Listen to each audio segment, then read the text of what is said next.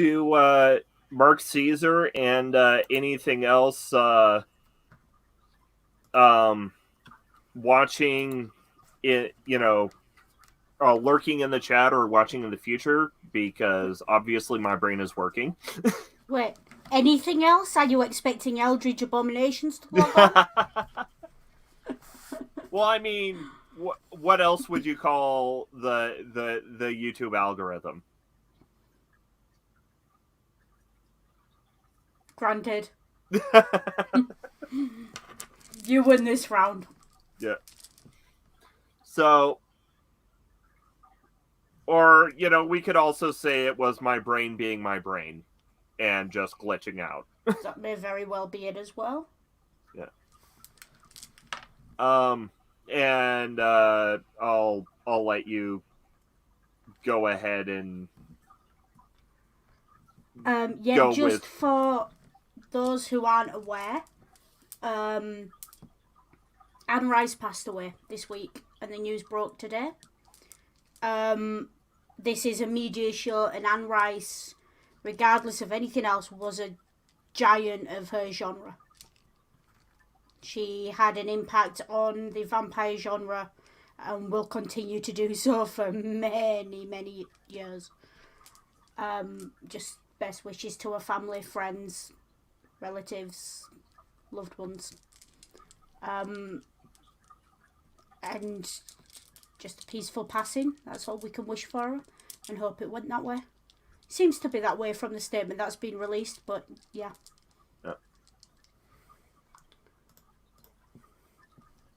So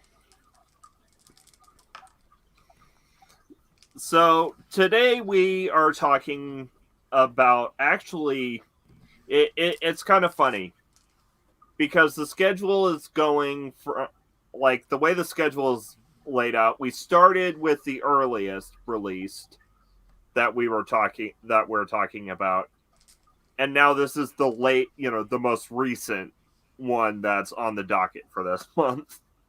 Mm-hmm. With Into the Spiderverse.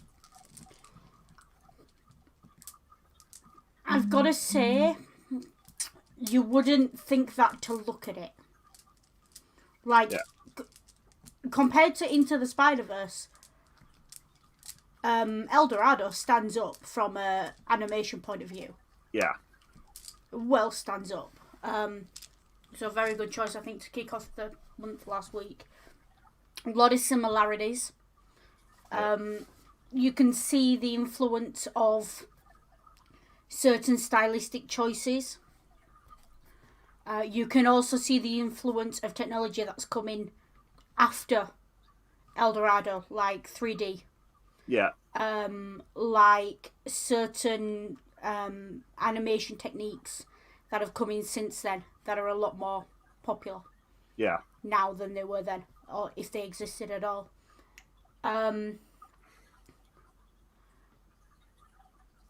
It feels weird to be comparing the two. Yeah. Because the things that you can actually compare them to are very much technical aspects of what, like, and so, like, here's the way I can kind of say in comparison to The Road to El Dorado. Basically, El Dorado, like, largely was the one that was the movie that lit the or the biggest movie, at least of its time, that lit the torch of strategic stylization. Mm-hmm. Into the Spiderverse was the movie. Into the Spiderverse was the movie that picked it up and ran with it. Yeah, I feel like if El Dorado invented it, Into the Spider-Verse perfected it. Yeah. And to be fair, a lot of the stylization, like, comes from the fact that, hey, basically they went, hey, we're adapting, comic book characters. Let's make it look like a comic book. Yeah, and that's something I wanted to mention, like, quite early on. Yeah. I'm not a big comic book person. Yeah, I did Asterix with Scummer, and I watch sort of MCU movies. I can't even tell you if Spider-Man's Marvel or DC. This is the level of comic book I'm at. Yeah. I like Deadpool. He's funny. That's the level I'm Yeah. at. I'm the mildly bemused other half of a comic book nerd. That's my role in this. Yeah. For a movie that looked so much like comic books, Yeah. I was surprised by the depth of the plot and the depth of the emotionality of it, and the complexity of a lot of the issues it dealt with really well. Now, with the stylization of it, I will say I hope this movie came with an epilepsy warning. Yeah. It needed one. And also, I will say, even watching it in 2D in some aspects was really difficult, and there are certain parts of it that I looked at and went, that's designed to be done in 3D because you can still see the red and green 3D outline. Yeah. I'm not a big fan of 3D. It screws with my depth perception because I've got issues, hence the specs. But that aside, I can see it's like someone looked at the technology that was available in 2018, 2016, 2018. That would have been around the time it was made because it released 2018. And went, oh wow, we can finally make a movie look like a comic book, let's do it. And got really excited. That's what it looks like happened. Also, it does just look like an explosion in a paint factory in certain scenes. It is very much, explosion in a Dulux factory going on there. I like the stylization of it. Yeah. What I also like is the actual art style. Yeah. Because not only is it highly reminiscent of classic comic book art style.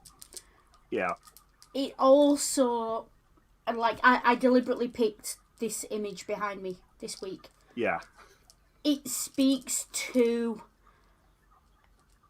and again I say this under advisement that I am not American. I might be a person of colour, but I'm not American.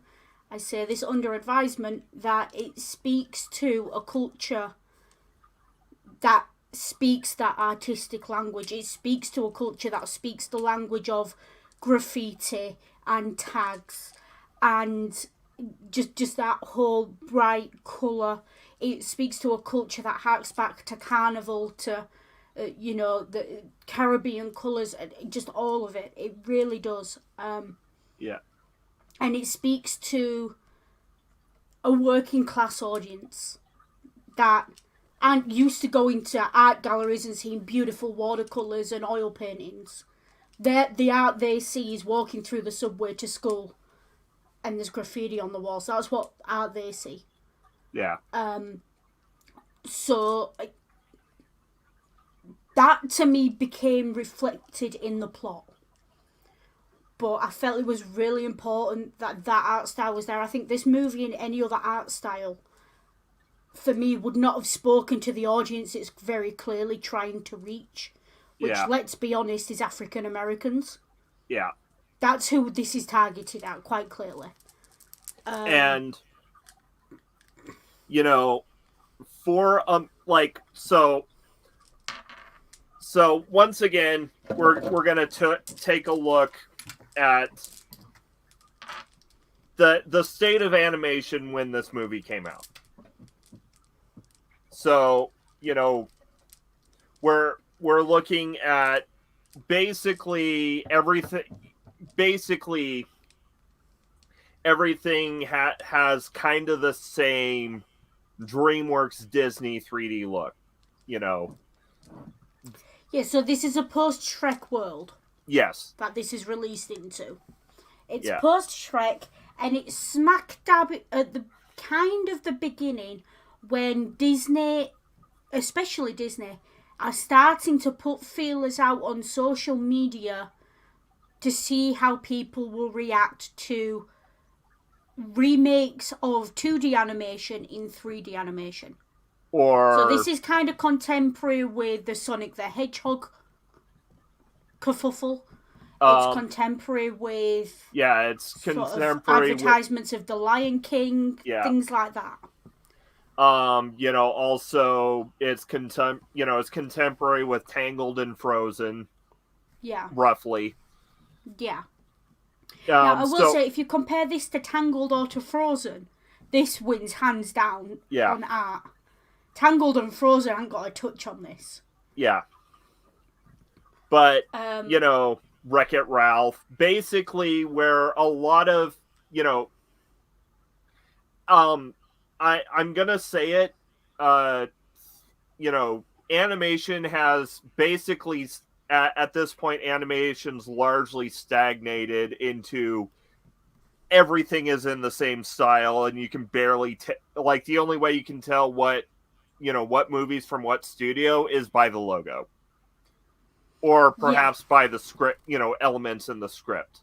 Yeah, so, it's fallen into especially 2D animation has fallen into the Wall-E, what I call the Wall-E style of art. Yeah. It's that Disney Pixar, late 2010s. Yeah. Frankly, it's boring. But it's easy.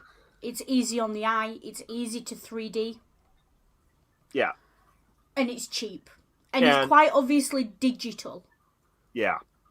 Whereas this film, I think, even though it was probably done digitally, I'm not going to sit here and pretend that I think it was done on storyboards and shit. This movie, because it speaks to that graffiti style of art, still has the hand-drawn look.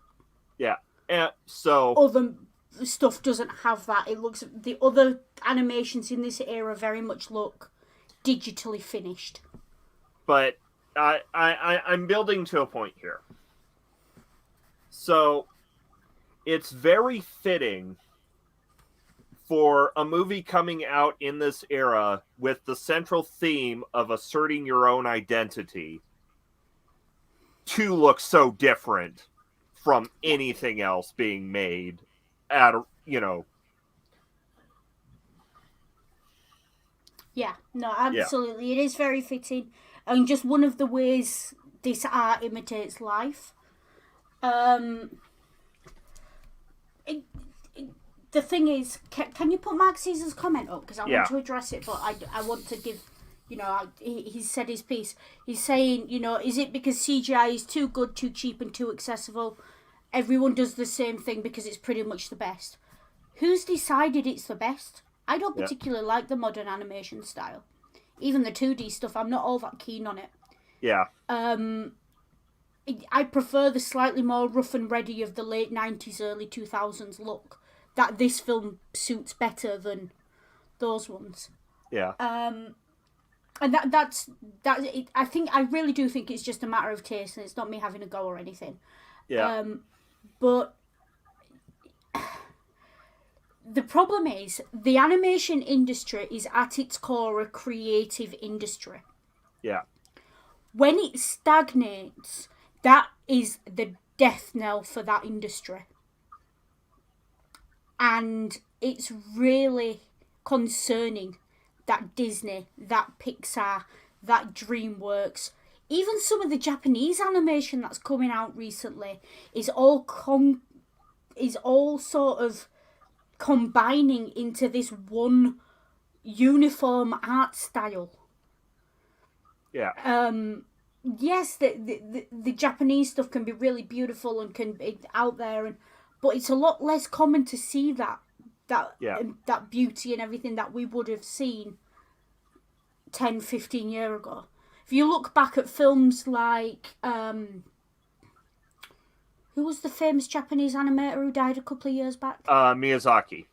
That's the one. If you look at any of his stuff, he had a very distinctive style. You saw his art, and even amongst other Japanese art, you knew it was his. Yeah. I can no longer pick the difference between Disney, Pixar, DreamWorks. Yeah. I just, it's not there. Well, I need to amend a previous statement. Go on. So while while I did say that everything is the same, there are, during this era there are a few outliers, but without exception, all of these outliers are traditional stop motion. Like in this era, like in the 20 teens, you either have the DreamWorks Pixar look, or you're doing or you're doing like a traditional stop motion. Yeah. And in response to Mark Caesar, it's basically the corporatization of animated features, and because animation is a more labor intensive field than live action, no one's willing to take the risk on a new look. Yeah. And basically, and this is the problem. That's what I mean by stifling it. Yes, audiences like this generic look we've got now, and so the studios stick to it, and therefore that is broadly considered the best. Yeah. But how do we know it's the best if we're stifling the creative urges of our animators in the pursuit of pure profit? Yeah. Basically, my point is, in response to Mark Caesar's comment, is that when it comes to live action, you have indie directors, essentially serving a constant stream of new blood and keeping the industry from stagnating too much. When it comes to animation, it's much more likely to be in the control of the studios, because the studios have the money to make it go, and studios like going for the safer bets. Yeah. And the thing is as well with live action, indie or a smaller or a foreign film's good when Hollywood buys it. Yeah. Looking at the bastards who bought another round, what are you thinking? How are you going to remake that into American? Don't at me. Yeah. The problem is with animation. Animation is so labour intensive that there is no one willing to give these young artists who may have new ideas a shot anymore. Yeah. You've either got to draw to the art style or not work in the industry, and that's not creativity. That is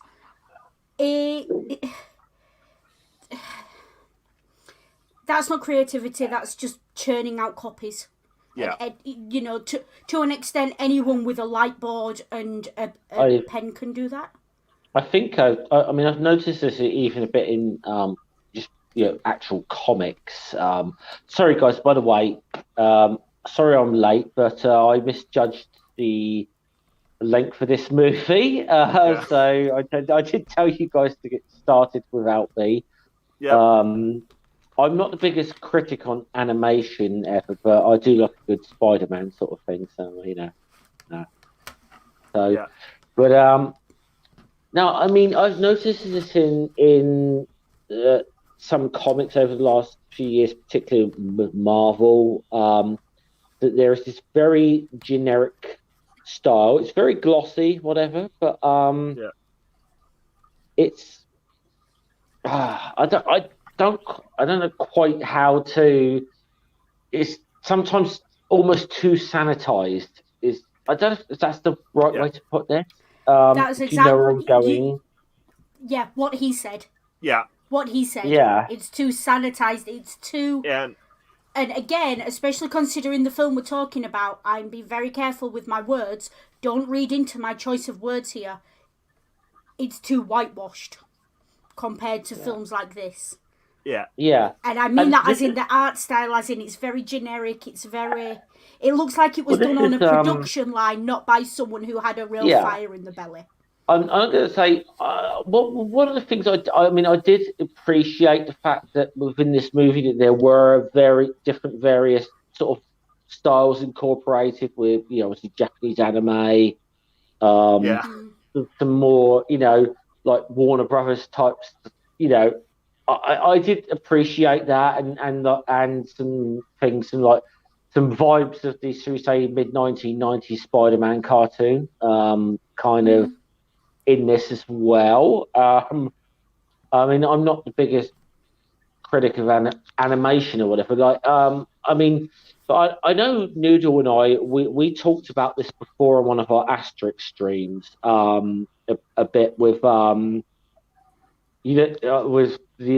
one where I felt I think we kind of felt the Asterix books jumped the shark with the aliens, but a lot of that was a critique on animation, where because Uderzo having a real disdain for Japanese anime kind of showed it, and the whole book was a kind of it was two things. Fingers. It was a homage. It was a love letter to Walt Disney, but at the same time, a middle finger to Japanese anime was the whole point of that book.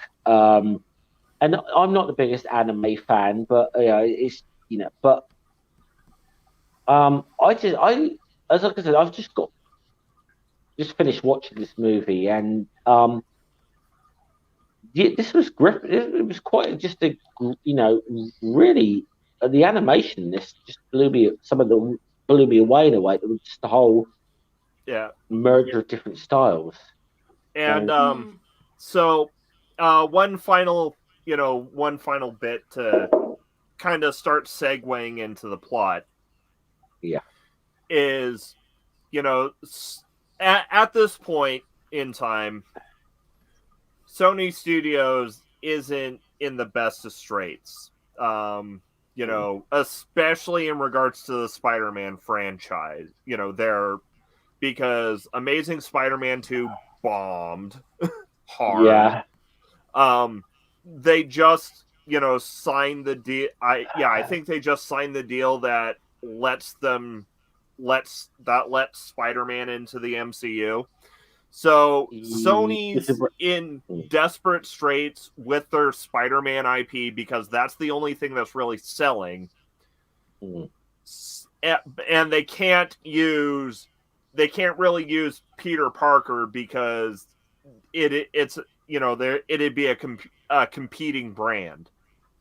Yeah. So they take a leap of faith. Yeah. And I will say that the timing of this, it just occurs to me. Yeah, so the timing of this, I just realised this movie and Black Panther were released in the same year. Yeah. I don't think that's an accident. Maybe not. But I know. I think it's well about time. Yeah, I think. Yeah. I'll say this. I think fans of the comics have been waiting a long time for a movie that's based on the Miles Morales Spider-Man. And whenever they get to a live action version where they're going to do Miles Morales, if and when that happens, and I do think it will happen one day, you'll see the reaction from shall we say certain right wingers who do not read comics, who are going to like. Oh, cry woke when it's the comics older than they are. They're going woke. They're having a black Spider-Man, and it's like, no, that's what happened when Spiderverse was released. Yeah. Yeah. I said this already happened once, but if they ever do a live action Miles Morales one, you know that's coming. Yeah. Yeah. And it irritates me that I know it's coming. Yeah. I would say I'm glad it came out on animation first. For a couple of reasons. First of all, I don't think it'd have looked as good live action with CGI. I just don't. Second of all, it was able to speak to the generation that recognised this art style and how it spoke to their own culture. Yeah.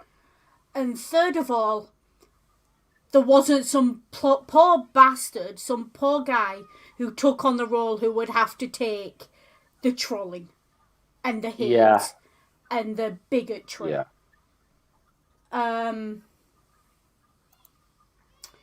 Yeah, and I think the whole thing with this movie that I really like is Miles is black, Hispanic, black Hispanic. We presume black Hispanic because his father's quite I obviously think his father's African black. American. His His mother's mother's speaks Hispanic, Spanish. I believe. Yeah.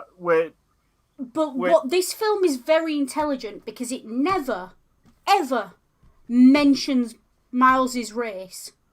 No. And yet it is quite clearly speaking to an audience who has been waiting for a minority ethnic superhero. Yeah. I mean, and I think And I've got to say love that for about this movie. I mean, and this is the thing about one of the great things about Spider-Man as a character, in a way was, I mean, Spider-Man is like his costume is head to toe. It always has been. Even if you knew, even going back to the 60s, you knew, okay, you may have known Peter Parker was a young white teenager, but anyone could be under that costume, and it was anyone can wear the mask. I mean, anyone could wear that mask. And this is one of, and I'm going to say, Spider-Man is one of my absolute, if I was going to say, when I was a young kid and was really into superheroes, I didn't want to be I didn't want to be Superman or Batman or anything like that, but I could like relate to Spider-Man. If I wanted to be a character, it would be Spider-Man. Yeah. All respect, and I think, good for you. Yeah. That was, those of us who are minority ethnic didn't have that experience. Yeah. And the thing is, yes, anyone can wear the mask, but in order to imagine something, you must first see it. Or you must see something that leads to it.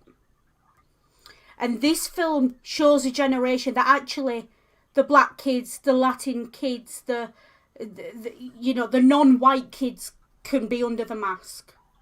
Yeah. And it really, really matters from that point of view. Because you can talk about, anyone can wear the mask. But until a movie like this, where you actually see someone who is not stereotypically superheroic wearing the mask, no one can imagine that it's not a white guy with blonde hair and blue eyes under there.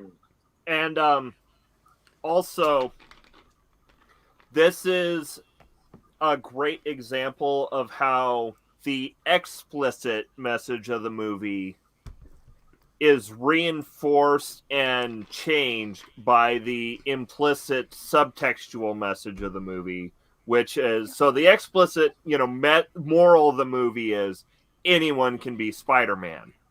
Yeah. The implicit subtextual message is be your own Spider-Man. Yeah. Yeah. Which, if it wasn't done in this very specific way, I would have called a cop-out. But it's not. Yeah. And it is not a cop-out. I'm not saying it's a cop-out. I'm saying if it wasn't done in this very intelligent, very beautiful, very obvious way, it would have been a cop-out. And I'm very glad it was done this way. And I hope it is this way in the comics as well. I've never Because read the comics. I've got to, yeah, I've not read too many of the whole comics of with various different versions of Spider-Man, but I'm of an age where I can remember the cartoon in 1990, the mid 1990s, and the way that the last 3 or 4 episodes, the way that cartoon ended was essentially a Spider-Verse kind of story, where Peter Parker was dragged into this storyline, where essentially he would be fighting a version of himself, where in an alternate universe, Peter Parker had merged with the Carnage symbiont. You had Spider Carnage and so on, and but you had all these different. But the thing was, you had all these different. There was 8 or 9 different versions of Spider-Man that came into play here. You had a rich boy. You had a kind of like Iron Man version of Spider-Man, like who was like a rich guy or whatever, and so he had the kind of almost like a Spider-Man stroke Iron Man, kind of crossover almost. You had you had all these you had a number of various versions, including, and this was kind of the punchline to kind of cap off the series, that one guy was actually an actor who played Spider-Man in a TV series, like allegedly from our universe, because eventually Yeah. Spider-Man comes into our universe and meets a certain Stan Lee, Yeah. hashtag So shameless Stan Lee cameo, okay. So but here's now. I will add with a. I will say, I will add a caveat on. I have not read much Miles Morales. Actually, I don't think I've read any issues with Miles Morales because one, I grew up broke, so I grew up on whatever I grew up on whatever I could find at the library. And two, so Miles Morales hails from the Ultimate Marvel Comics line, which yes, was being published essentially concurrent to me growing up. So, but so here's what I do know. In the comics, Miles Morales it's largely how it is in Spiderverse without the Spiderverse stuff, where yeah, Miles Morales is bitten by a similar spider. Dons a merchandise Spider-Man costume. Peter Parker ends up dying, and Miles takes on the mantle. yeah, What the movie changes, as far as I'm aware, is in the comics, Miles goes with his own suit because Mary Jane basically kind of calls him out on, using Spider-Man's or Peter I Parker's I've same I've look. I've only yeah I was gonna say I've only read 1 or 2 of the sort of Miles Morales stories. I think that's kind of what happens. Yeah. It's been a while though since I've read any of them. Yeah, Um, and Miles. So the big change, in regards to the movie versus the comics, aside from the Spider Verse stuff, is that Miles, in the movie, Miles dons his own version of the costume to assert his own individuality, which I think is better change and fits much more, yeah, and fits much better with the theming of the movie about how mm. it is. And And yes, thank and you. I'm gonna say this now, okay? And I'm sure a lot of, should we say, traditionalist Spider-Man fans are gonna hate me for saying this, but fuck it, fight me. Miles Morales' Spider-Man costume is way better than Peter Parker's. I'm sorry, it's way cooler Yeah. with black and It's a red. better look. Spider- It's more strategically but it's, advantageous because it's yeah, dark. It it is yeah, it's cool. just It's just better. fucking cooler overall. Sorry, It is like, sorry, hang on, traditionalist, fight me on this one, but yeah. Just look at it. It is strategically better. All the gooey bits are in red, like the old British red coat, so you can't tell if he's bleeding. yeah, But the rest of it's dark, so we can move about in the shadows. It is strategically a very competently made suit. yeah. Yeah.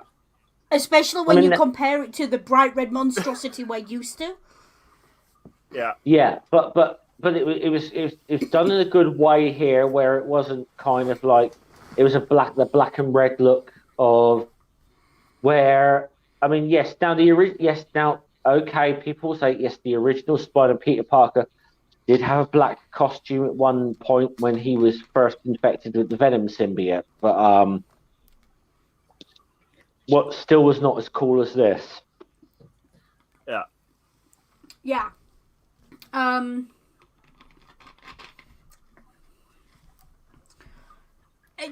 And I like the fact that in the making of the suit, it calls to that working class kid, you know, who.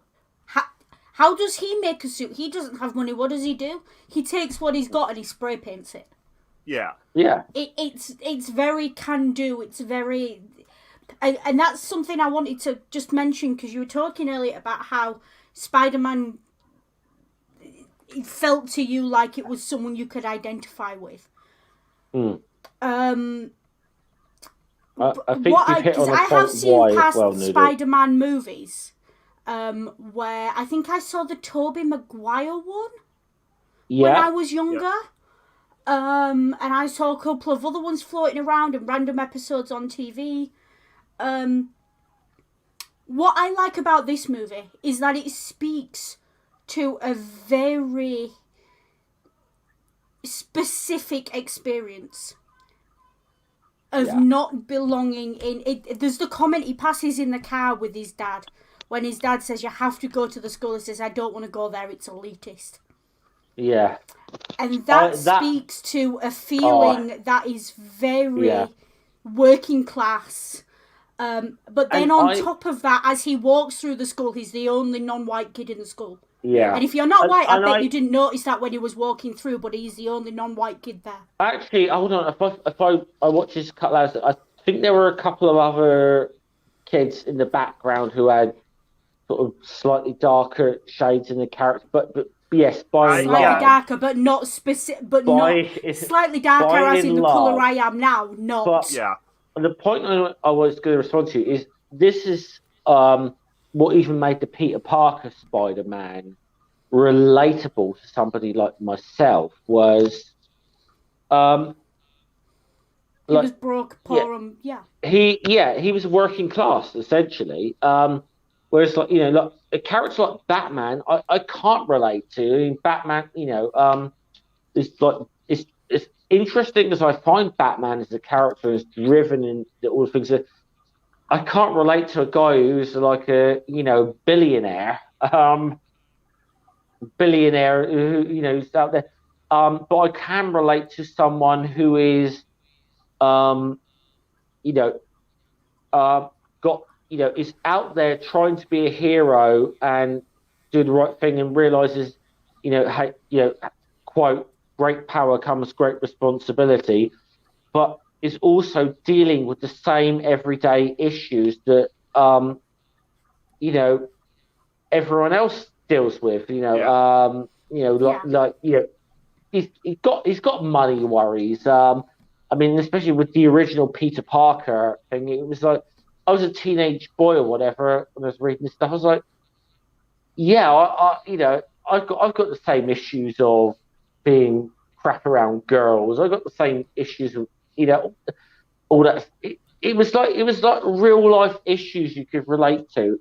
And I think Yeah. that's one of the good things. It's similar with the Miles Morales version has got the same thing. This real life issues people can relate to that perhaps with a character say like Batman, or you just can't relate to them in the Yeah. same Yeah. way.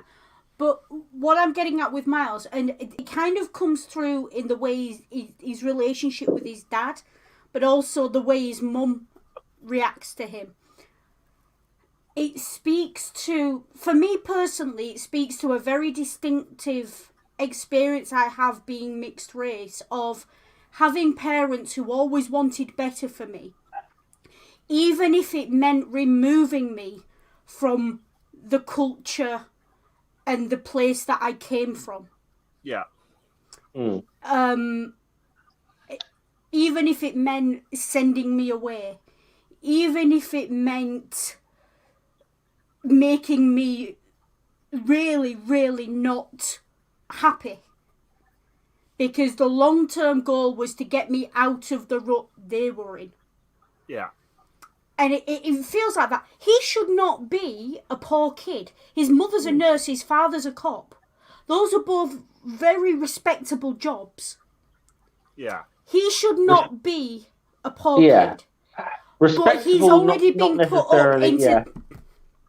Yeah. He's already been put up into this elite school where that difference is magnified and illuminated, and his race is noticeable in it. Even though it's never explicitly commented on, it's there. Yeah. He doesn't have the inside track like the other kids have. He doesn't know how to relate to his teachers, how to relate to the other students. The way he talks to the kids from his own school is not how you talk to these upper class kids, these white kids. It's a totally different culture. And that culture shock is really well shown in this film. And it's something that speaks very much to a non-white experience. Yeah, which again, that's an experience I can't relate to, obviously, on a personal level. But I mean, one of the things that I sort of liked, a little moment in this movie that I kind of liked, is that even as this was this was quite enough, obviously upper class academy kind of place. Obviously, there was a certain academic standard to get into this place in the first place, which was why they kind of said to them, "Hey, look, you've got." But Miles didn't want to be there. He couldn't relate to these other kids, and that whole first thing where he got a 0 on that test, and the teacher kind of clocked what was going on and was saying, look, even your average student is going to get at least 50 out of 100 right on this, and nobody gets 0 unless they're deliberately trying to get 0. Miles doesn't want to be here. He wants to get out of there. It's like he deliberately flunked the fucking test because he didn't want to be around these kids. Well, that's the point. He didn't want to be that there. Speaks to this experience. I remember being that kid. My parents sending me to a largely white school and not wanting to be there. But, the alternative was the Muslim school, and I hadn't been learning Arabic from 3 years old, so that wasn't an option. Yeah. Or it was a school 2 cities away. And I understand, and that's what I'm trying to get at here. That lack of belonging, but also that unwillingness to want to belong to this culture. That is a very, very it's a very, very shared thing amongst people, particularly when you're mixed race, like Miles is in this movie, where black father, Hispanic mother, where you don't know what culture you belong in. And yet equally, you are so proud of where you came from and who you are, and who your parents are and your history, that woe betide anyone who dares suggest that you don't know who you are. Yeah. There's a lot of conflicting emotions that are really well shown in this film, and in a way that white Peter Parker just never did. yes, white Peter Parker was poor. Yes, he lost his uncle. Yes, he was difficult with girls and all this, that, and the other. But when I talk about my experience, I'm coming from an experience where I wouldn't have even been able to afford to go on the science trip to the lab where Peter Parker got bitten by a spider. Yeah. And Miles' story speaks to that, because Miles doesn't get bitten in a lab. He gets bitten doing graffiti out with his uncle in a back alley somewhere. Yeah. All of it speaks to that historical and cultural difference that people just sometimes don't realise is there. Now, and it really... This is the first time I've sat and watched a Spider-Man anything where I've looked and I've actually thought, that's a kid I understand. There was always... You know how you talked about you can't associate with Batman because he's a billionaire? Yeah. When I've watched past Spider-Man movies, I've looked at them and I can't associate with that because that's a white American and I have nothing in common with them. Even if it's blue, even if it's like blue collar white America, you can't relate to that. Maybe I mean, even though I'm British, I can maybe relate to that a little more than you can. Which is, but I'm going to say was one of the great things about this particular movie or Miles Morales' character. Even as a white guy in my 40s, I can kind of relate to Miles, in some ways. That's what's so great about this. Yeah.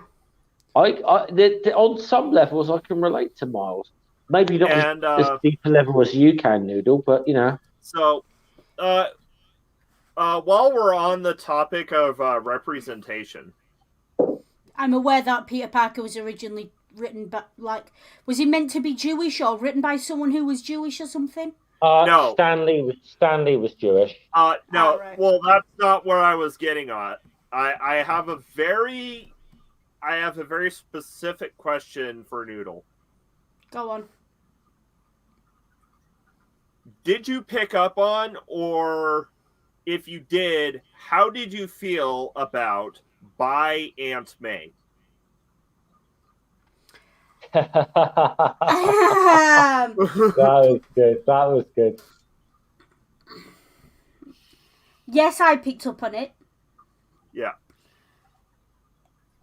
I liked, again, that's what this film got really well done. All of the things it comments on or all of the things it doesn't throw them in your face. They're just there for you. If you want to find them, they're there.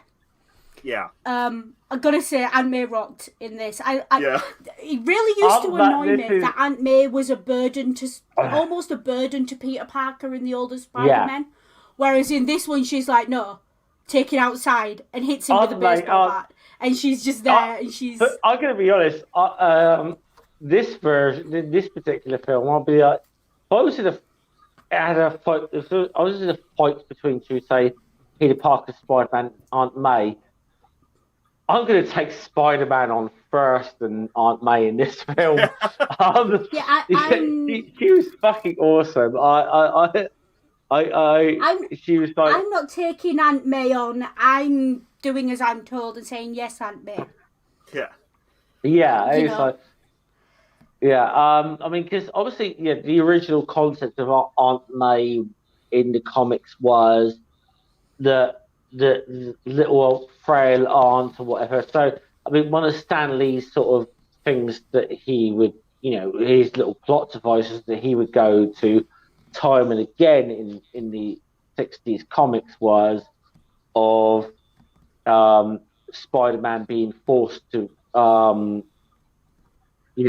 out and defeat, the Green Goblin or Doctor Octopus or whatever who's about to destroy the city or conquer the world or whatever, and do something for his Aunt May who's sick in hospital, needs a heart transplant, whatever. That it was like a trope that he kind of kept coming back to. Of if he goes one way, he saves the world. If he goes one way, the other way, he kind of down. Yeah. he saves his aunt's life or whatever. Yet somehow he always managed to do both. Um, even though it was supposed to be a kind of one or the other Sophie's situation, Choice, yeah. Yeah, somehow Spider-Man managed to do both. and Um, also another old Spider-Man trope is Aunt May accidentally dating Spider-Man's nemesis. oh yeah, yeah, I do Yeah. remember this Aunt May first dating Doctor Octopus storyline very well. So Yeah, Yeah, I mean, I liked Aunt May in this one. She was a badass. I liked her. yeah, yeah, It's nice to see that a female character over 40 who looks over 40. this yeah. is my Um, this is my favorite Aunt May. I gotta say, of all of her in this movie, this is my favorite version of Aunt May. Yeah. Um, and again, comic book purists are gonna be annoyed with me. This is my favorite, and my second favorite is Marissa Tomei in the MCU. But those are my two because they're not the traditional little old lady Aunt May. Um, yeah, yeah. I don't know. Um, I vaguely remember there being a lot of kerfuffle about people calling this the woke Spider-Man and it was pandering to the left and all that. And I can see why the right would say that because by Aunt May, mixed race Spider-Man, Yeah. it's all there. Female spider person, Yeah. Well, Well, and well, I'll take a little side note here. The thing in comics, the thing that triggered the right wing the most in the last year was when they did a Captain America thing with the character the Red Skull. If you're familiar with the I know Ring will know who the Red Skull is. I don't yeah. Noodle, I don't know how familiar you are I with the know Red of the Red Skull. Skull, yeah. Essentially, okay, the Red Skull is essentially Captain America's nemesis. The Red Skull was a Nazi. Um, Yet whoever was writing for the Red Skull last year did some things where the Red Skull, quoted some Jordan Peterson stuff, and Yeah, that you can tracks. see that you see the fucking right wingers last year just lose their fucking shit over that. But Can I point Hilarious. something out just on that topic? yeah. There is a very fine line between Red Skull and Red Skull Cap. Mm, Just saying. yeah. But yeah, the point I was making is I can see why the right wing kicked off about this film. That for all the reasons I imagine the right wing kicked off about this film. Oh, it's too black, it's too poor, there's a bi woman in it. There's hints at an interracial relationship. All of those things that the right wing hate and abhor are exactly why I adore this movie. Yeah. Because I grew up very much looking at comic books from a distance and like, those are not for me. Those are for boys. Those are for white boys. And so they were for basically the antithesis of everything that I was raised to be and that I was growing up. So to find this for me would be a really good way in for, getting into comic books. And I really hope this film was a way in for that generation of kids who are coming up who traditional comic books don't necessarily speak to. Yeah. And I want to see more like it. Well, good thing is, funnily enough, just this last week, a trailer for the sequel dropped. Ooh, nifty. Whoa. Yeah. Yeah. So that's some serendipitous timing on my part. Shh. You planned it. Shh. No one needs to know any different. But and here's a thing.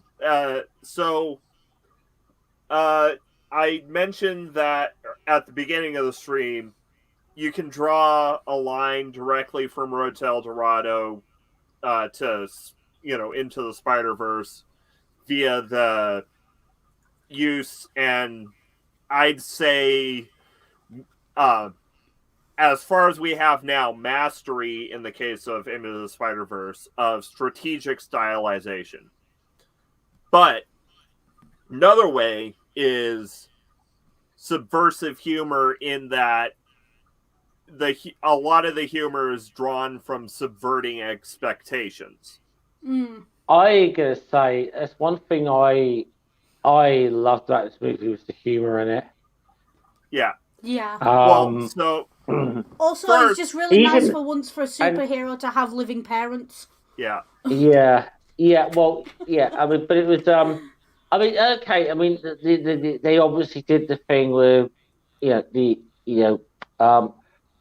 the whole thing. I suppose the running thread of all the different versions of Spider-Man within this is kind of, Spider-Man is in a sense born out of tragedy in a certain way. In the comics, which it's Uncle Ben's death, Peter Parker's driven by the guilt he feels of, because Uncle Ben's death. But that kind of thing's there. But I love the little whole thing of when Miles said, and I'm trying to. I think it was the noir Spider-Man said something like, "That's an awesome origin story," kind of thing. That's a love little things like that. That's a hardcore origin. Yeah, like when Spider-Man Noir is saying your origin is hardcore. Holy shit, you're going through it. I'm just like, I'm loving these little humorous, like, I don't want to quite say, like, it's not like Deadpool in a sense where it's like slapping you in the face that it's breaking the fourth, but there's a lot of fourth wall breaking within this. Yeah.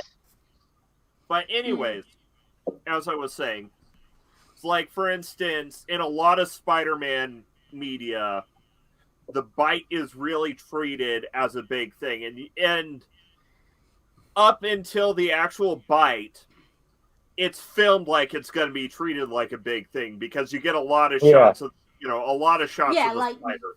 You expect him to scream and freak out and everything else, and then he just sort of kills the spider. Yeah, just like, ow, bastard. But that's it. Yeah. Another way, he just barely reacts. Yeah, another way of subverting the tropes is, it leads to probably one of the best villain reveals I've ever seen in a movie, and I'm talking about the reveal of Doc Ock. Oh yeah, yes. I wasn't expecting that. Because first I do like the great one of "My friends call me Liv, my enemies call me Doc Ock." Yeah, that's brilliant. But first they're going to break into Alchemex, and they're going through the plan, and Spider-Man's like, I'm gonna try and find the head scientist, and Miles is like, actually it's her. I saw her in this documentary at school. I'm gonna I'm going to re-examine my biases on gender. Exactly, and another one of those moments I imagine the right wing freaked at. Yeah. And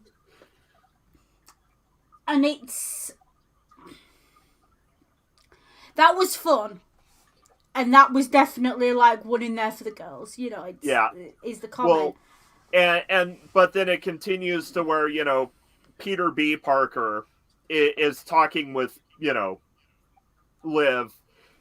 And she's, talking like it's set up like she's going to be the friendly, helpful scientist character. And then it devolves into a non-con BDSM scene that I'm sure spawned 1,000 fanfictions. No, and then and she's like, and then get comfortable, and then your cells are degenerating. If you stay here too long, you're gonna die. And then her voice gets really sinister and is, I can't wait to watch it happen. Yeah. Yeah, that was fantastic. And it's like, because it was kind of like, oh, okay, she's not what she appears.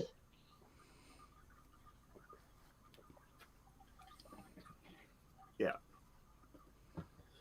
And it like the whole thing, like the girl that he fancies turns out to be another spider person. Yeah. Yeah. And Not everything about this movie yeah. subverts all the classic Spider-Man tropes, and I love that for it. Well, not only is she another spider person, she's Gwen Stacy. Yeah. Then obviously people familiar with the comics, Gwen Stacy was the original Spider-Man's first love interest in the comic. And here's a fun little bit. All of the different Spider people, aside from the different versions of Peter Parker, I think there's a theory that Peter B. Parker is the Tobey Maguire Spider-Man. But like all the weird ones, are actually canon to Marvel Comics. Yeah, I got that impression. I could have gone. Yeah. And I do love how this movie very much takes the piss out of its own. It's very meta in the way it approaches its own multiverse. Yeah. In that these characters, well, you know the story. And, and they all follow the same script and then deviate from it in their own way. Yeah. Let's just say it's the wink. There's a lot of winks to the audiences or whatever within this, and then and it does sort of, and yet sometimes yes, it will subvert what you're expecting to happen. What I do want to talk about, because we've not quite got there. Yeah. And we seem to be doing this thematically rather than by plot. I do want to talk about the male role models this character has. Miles has. Because he has his father, straight cop in a crooked town. Let's be honest, that's what's going on there. That's that plot. Yeah. Straight cop in a crooked town who just wants what's best for his son, but doesn't quite know what's best for his son. Yeah. Very stereotypical, like... means anyone who's got a boomer parent can look at that and say, yeah, that's my dad. Yeah. He means well, but there's a... Let's stick on there's the a definite cultural thing with also race and other stuff in there, but let's stick on the dad thing real quick. Because his father does play a big part in the movie. So I have a question for Noodle. Go on. Did you get I'm thinking about coming out vibes with the how do you feel about Spider-Man question? Yes. Yes.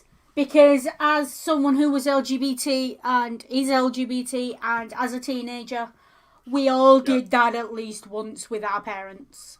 We all said something or passed a comment about something on TV or said, oh, how do you feel about such and such? Yeah. For me, it was pointing to characters like Jack in Doctor Who.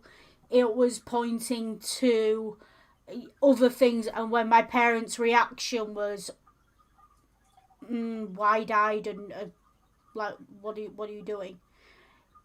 Or they were the comic relief and nothing more. I figured out from there with the kind of reaction I was going to get. Yeah. Well, I definitely, I also about the obviously relationship with Miles's family as a whole. And I mean, this seems to. I don't want to sort of say necessarily there's a distance between him and his father. I mean, it's clear his father's a good guy. Um, but he's not necessarily as out of touch or whatever. As you know, I mean that whole thing when he's walking in and the father gets on the PA, "Hey son, I want you to say you love me too," kind of thing, and he's messing with his kid there. He's kind of he's kind of yes, it's embarrassing to the kids. Like with the whole thing with the police car, and he's like, "Son, I said I love you. I want you to say you love me too before you go." Which is embarrassing the kid. He clearly knew that. Um, so there was a certain I don't know. There was a certain little humor there in that. But it's like, but then obviously you've got the uncle in there who's the one, and Yeah, we know obviously turned no, it. let's. Yeah, We'll get to the uncle. We'll We're get still to on the the Yeah. father uncle. at the moment. Be- With the father, I think as well, again, this is what I mean by this movie's very good at speaking to cultural experiences without hitting you around the head with them. It is very stereotypical that the father in a mixed family, a black family, a minority ethnic family, will be sort of this. He is the stereotypical boomer. He doesn't cry, he doesn't show emotion very much. God forbid he tells you he loves you in those actual words. What he cares about is, are your grades up? Why aren't your grades up if they're not up? And he shows his love by fixing things for you and giving you rides to places and telling you off when you come home late or do something wrong. Like, that's how he shows love. It's a very stereotypical thing. It's Uncle Phil from The Fresh Prince. Yeah. It's that character. Tough, it's the same character. Stock character. There's a lot of tough love in there, I think. Yeah, a lot of tough thing. love, Yeah. which has remained as part of minority ethnic culture a lot longer than it has in white culture. But also, if you've got parents who are boomers and you're white, you know this kind of dad. That's your dad. Or to paraphrase what he says to Miles,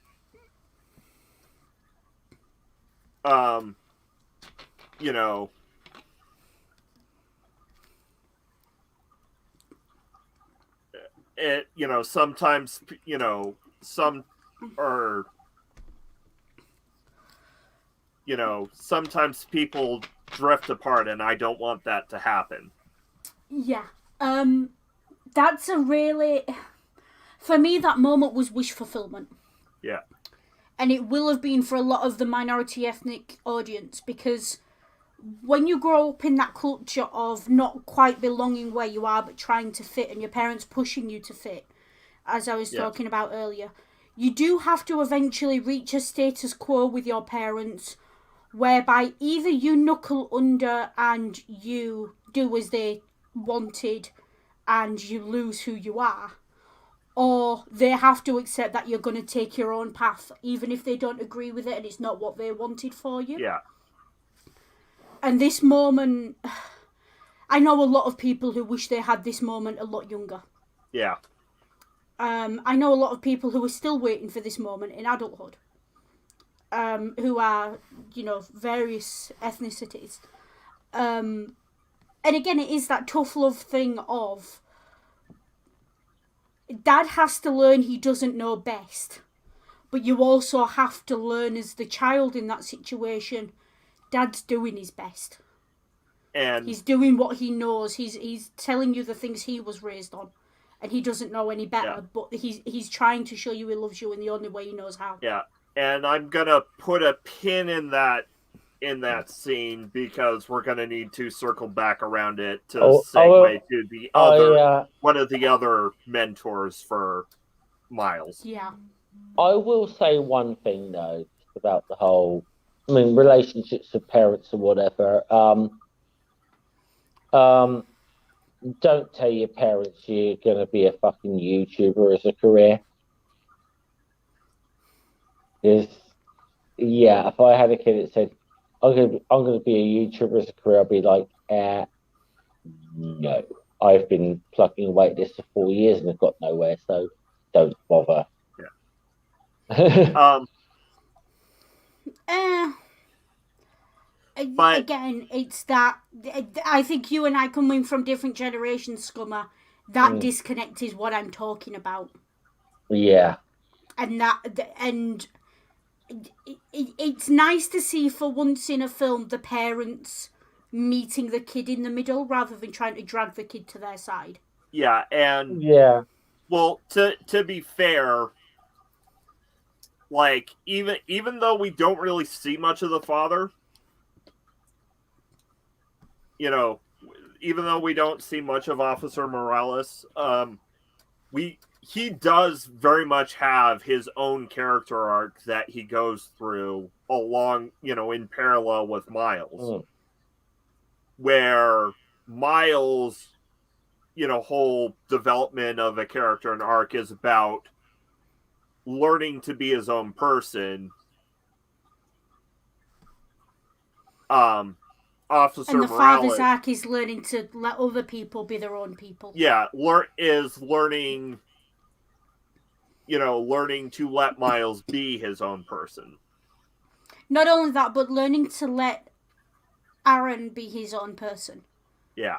A little bit too late in this situation, but that's really what teaches him what he needs to do with Miles. And I think this is where we pull that pin out and say what, unfortunately what leads Officer Morales to make, to meet Miles in the middle is the death of the other, or one of the other, the second mentor figure for Miles is, his Uncle Aaron. Yeah. And I think there's a lot to be said for how important Uncle Aaron was to Miles. Yeah. Uncle Aaron is the person he thinks to ring when he's in trouble. Even when he can't talk to his dad, he can talk to Uncle Aaron. Yeah, he's the one he talks to, he's the uncle he talks to about girls. Yeah. Uncle Aaron meets him on his level.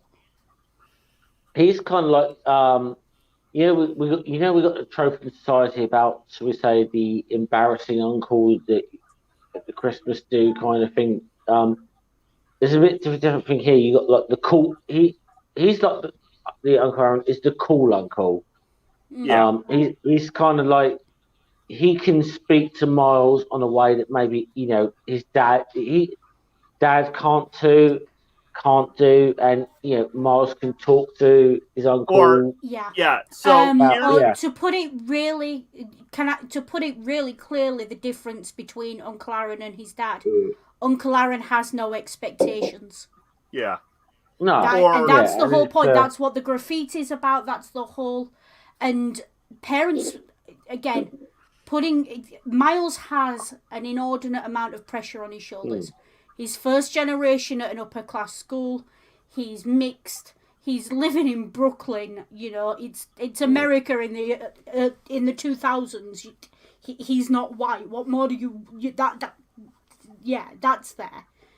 His dad's a cop. His mum's a nurse. All of these things are just building up that pressure on him.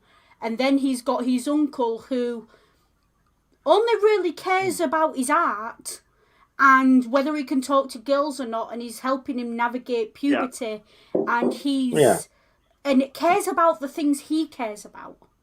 He cares about his art, he cares about school, he cares about these other things, and Uncle Aaron meets him on that level, whereas other people don't. I'll demonstrate the difference between Uncle Aaron and the father with two quotes.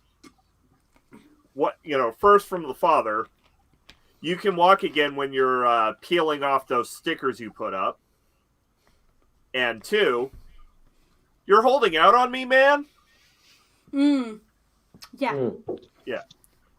But I mean, this is, this is the whole thing with the uncle. It's like, to a teenage, to a teenage kid or whatever.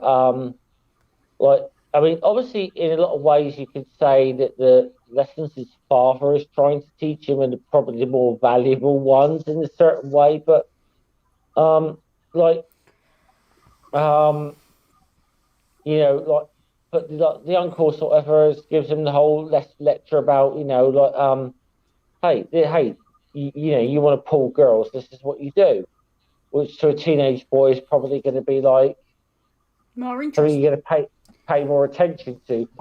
Even though, let's be fucking honest, that advice was shit. Yeah. But Pro tip to any teenage boys who may see this: if you put your hand on a girl's shoulder and look at her like that, don't be surprised if she punches you in the face. Yeah.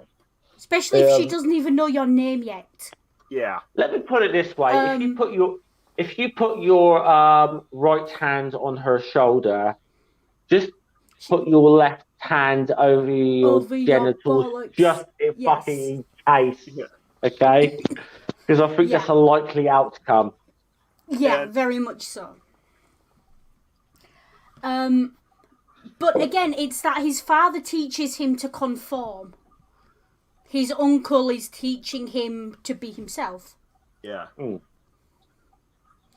And that's what teenagers want. Teenagers, I remember being a teenager. I don't know if you do, Scummer. I'll be polite and presume you do. I'm sure Ring does as well. I know. I'm trying to think. More than 20 years ago now. So about half that. But we were searching for ourselves, you know, and we didn't want to be confined to a box and told what to do. We were pushing boundaries. We were trying to figure out who we were.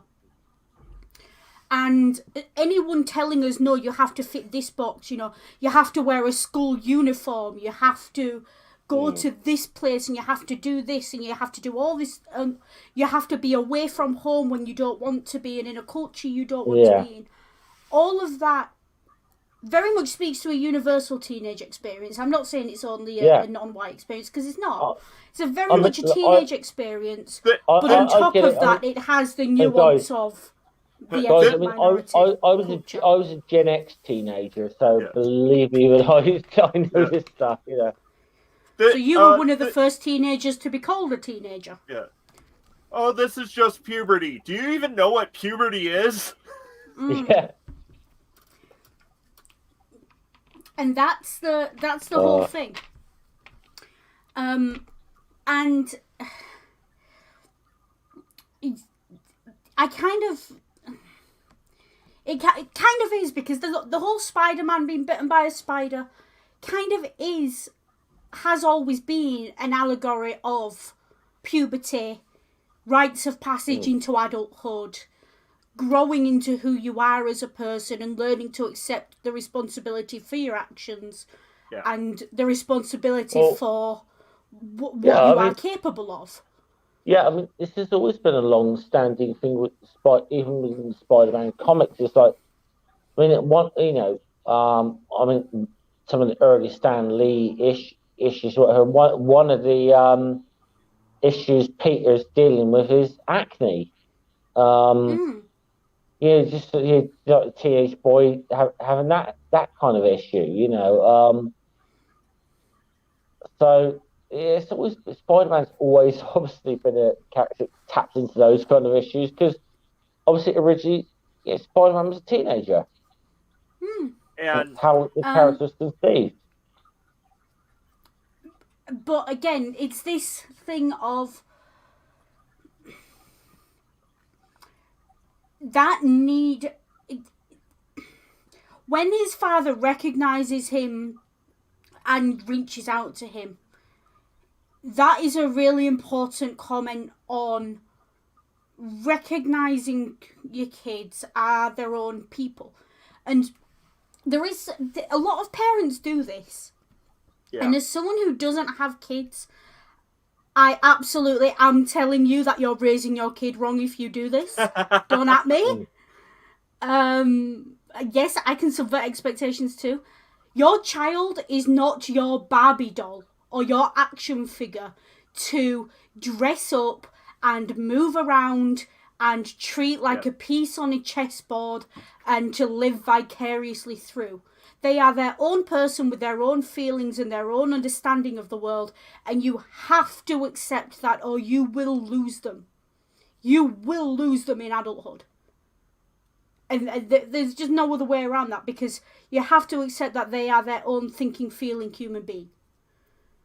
And that, for me, is really important, that the father does that on screen. And recognises the distance between himself and his son is just a repetition of what happened between himself and his brother, and the fact that he's looked at these two situations, himself and his brother and himself and his son, and he's done the most difficult thing a human being can do. He's looked at it and he said, maybe I'm the problem. And he has legitimately looked at it and added 2 and 2 together and come up with 4 and done it. And he's done the hard work of looking and saying, maybe I'm the problem. And not, you are my child, you will obey me. It's, you are a thinking, feeling human being, and I recognise that. He's done the exact opposite of the whole Principal Skinner thing, you know, like, am I that out of touch? No, it must be the children.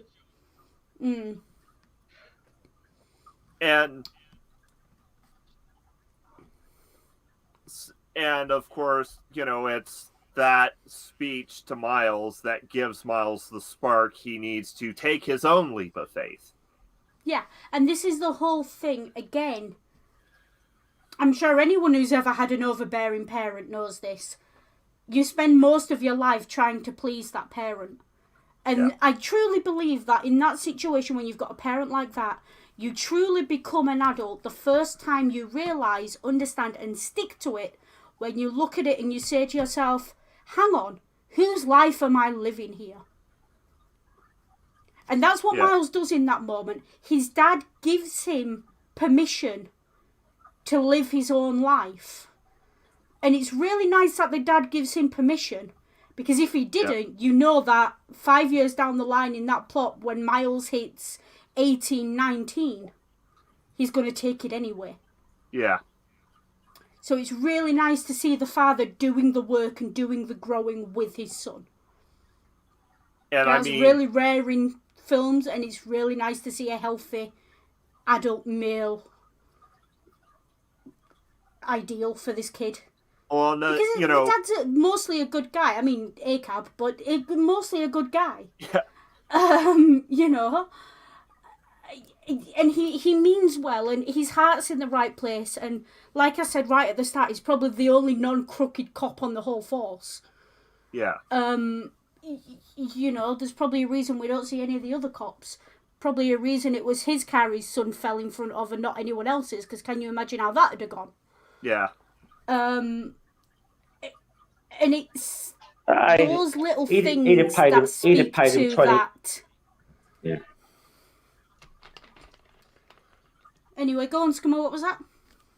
No, I was only going to make a silly joke about if there been any other copper's car, he'd have paid him $20 and nothing would have been said, so. Yeah, maybe if you were white, but yeah. But you know, it's those kind of comments that I'm passing. Like, it's a good job it was his dad's car and not any other copper. You know, these things. As someone who's as white as I look right now, I swear I'm really not this light in real life. Yeah. Yeah, they're not. It's just the lighting. It's there, and it's there in such a way that it's undeniable if you know to look for it, or if that's your experience.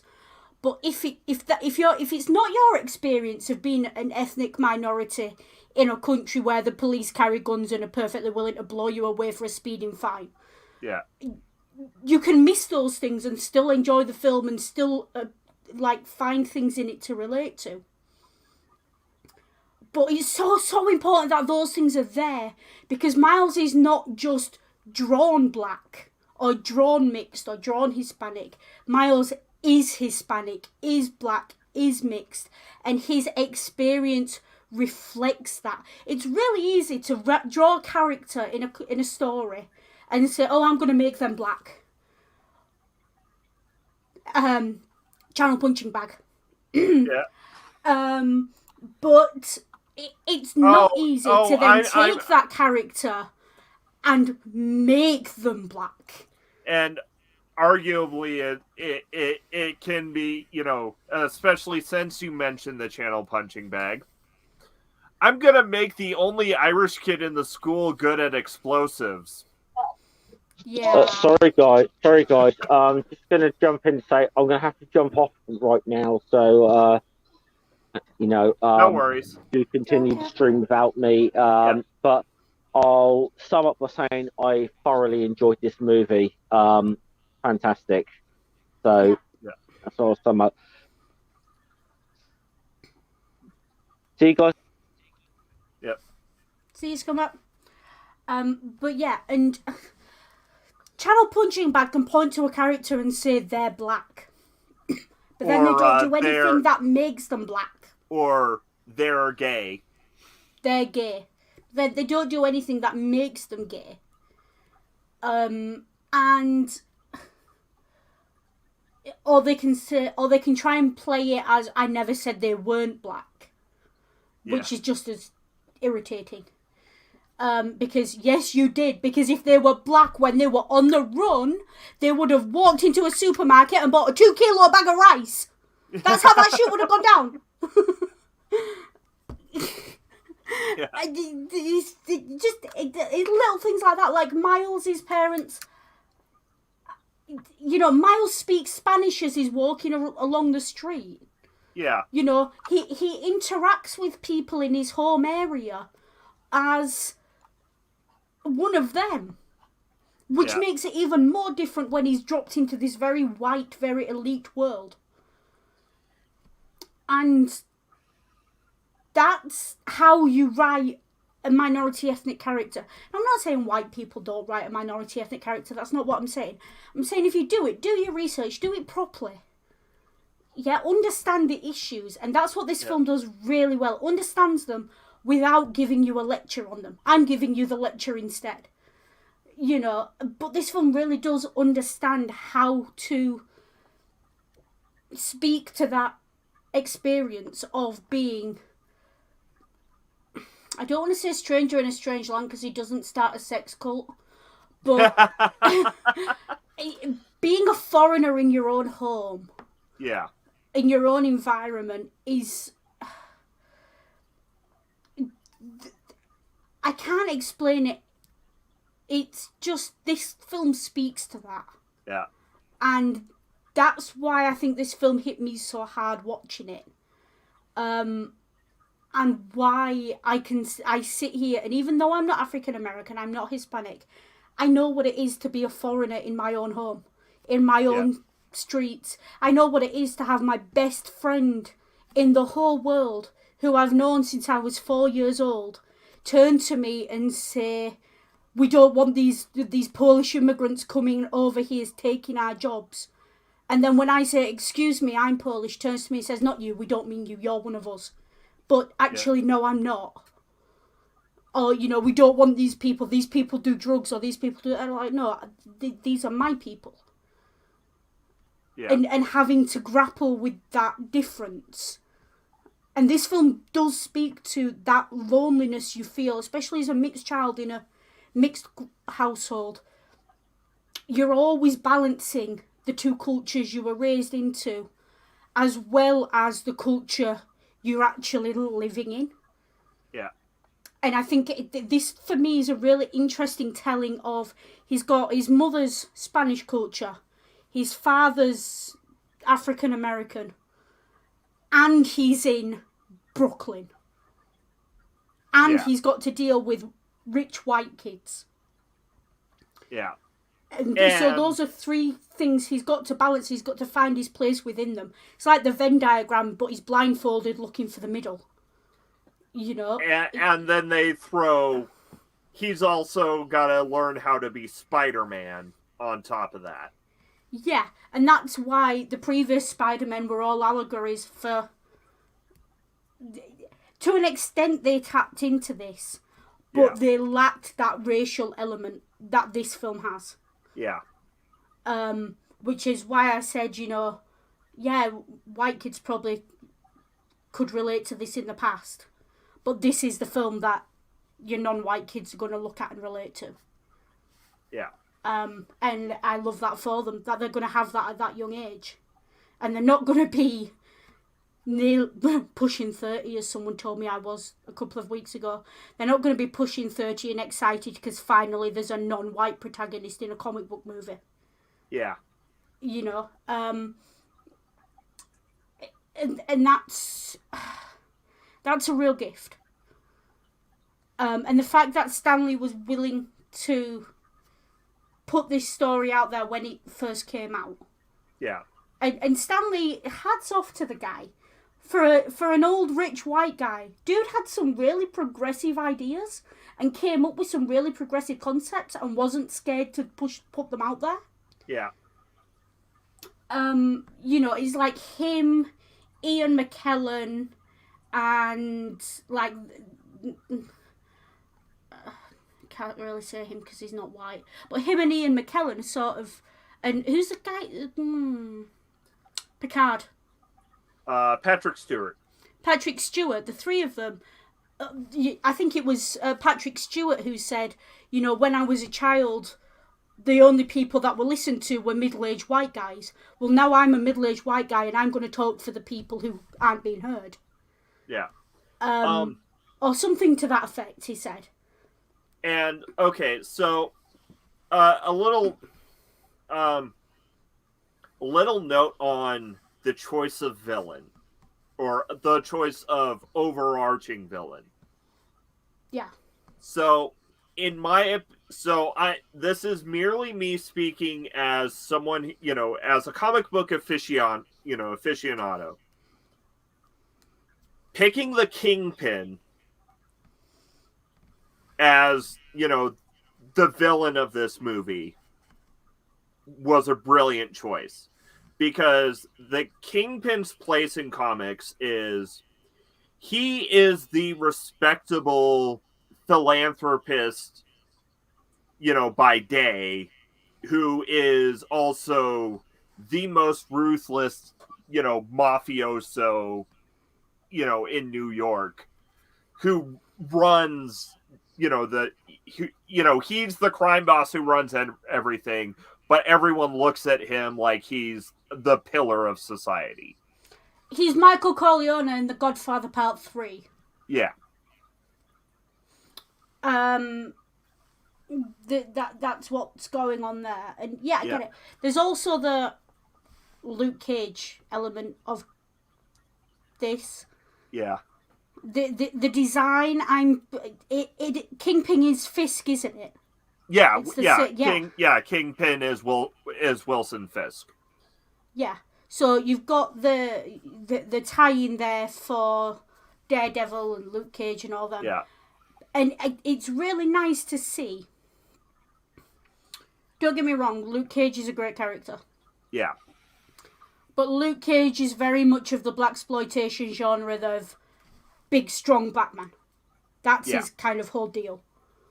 And yes, he has more character beyond that because Stan Lee wrote him. But he speaks to that particular genre and he's a lampooning of that genre. Yeah. Giving the same villain to Miles and showing that the same villain can be taken down with brains, with dexterity, with computer tech adds... Again, it broadens the horizons of the kids who are watching this who are going to identify with those characters. And you don't just have to be strong and punchy.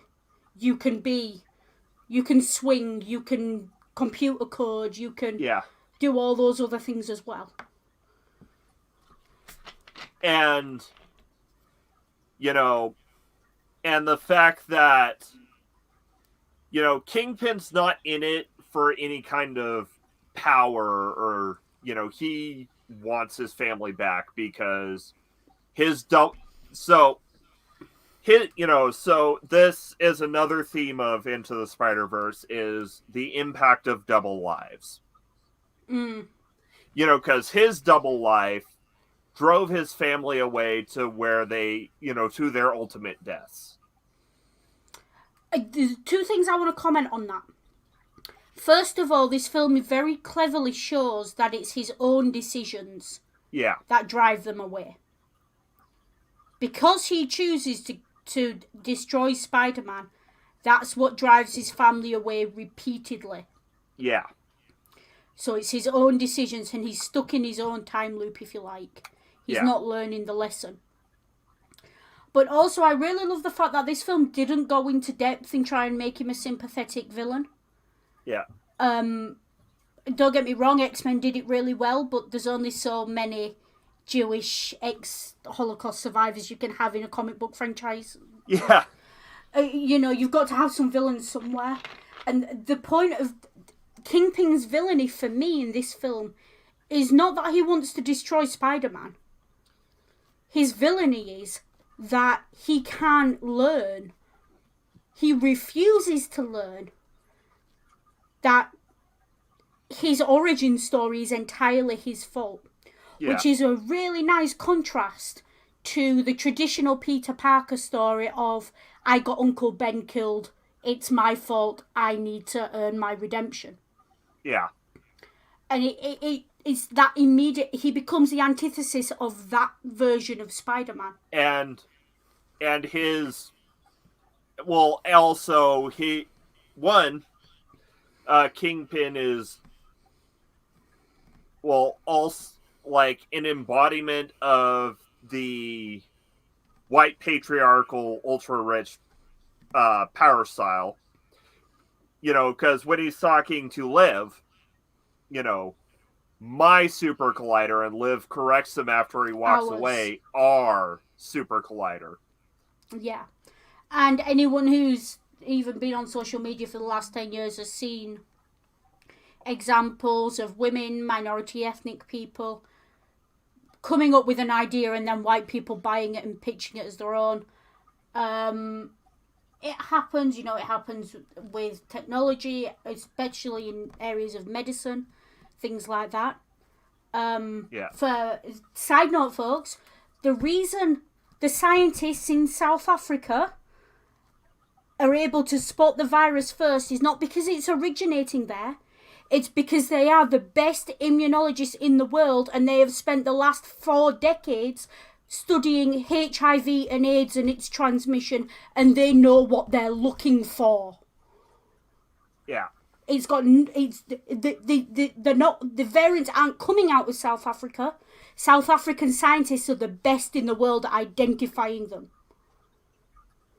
Just side gripe. And also,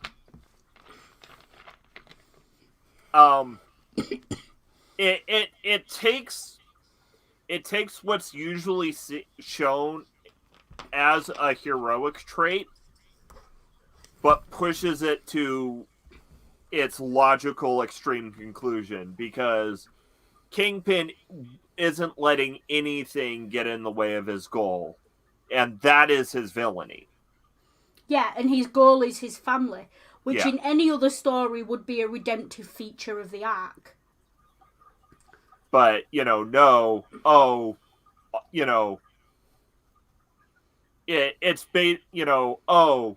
and he doesn't think, he doesn't give a second thought about, sicking Aaron on a kid who just happened to see him kill Spider-Man, or then killing Aaron when he realized, moment of weakness, yeah. Yeah, for a moment of weakness. And again, comparison, Channel punching bag. Yeah. Although not punching this time.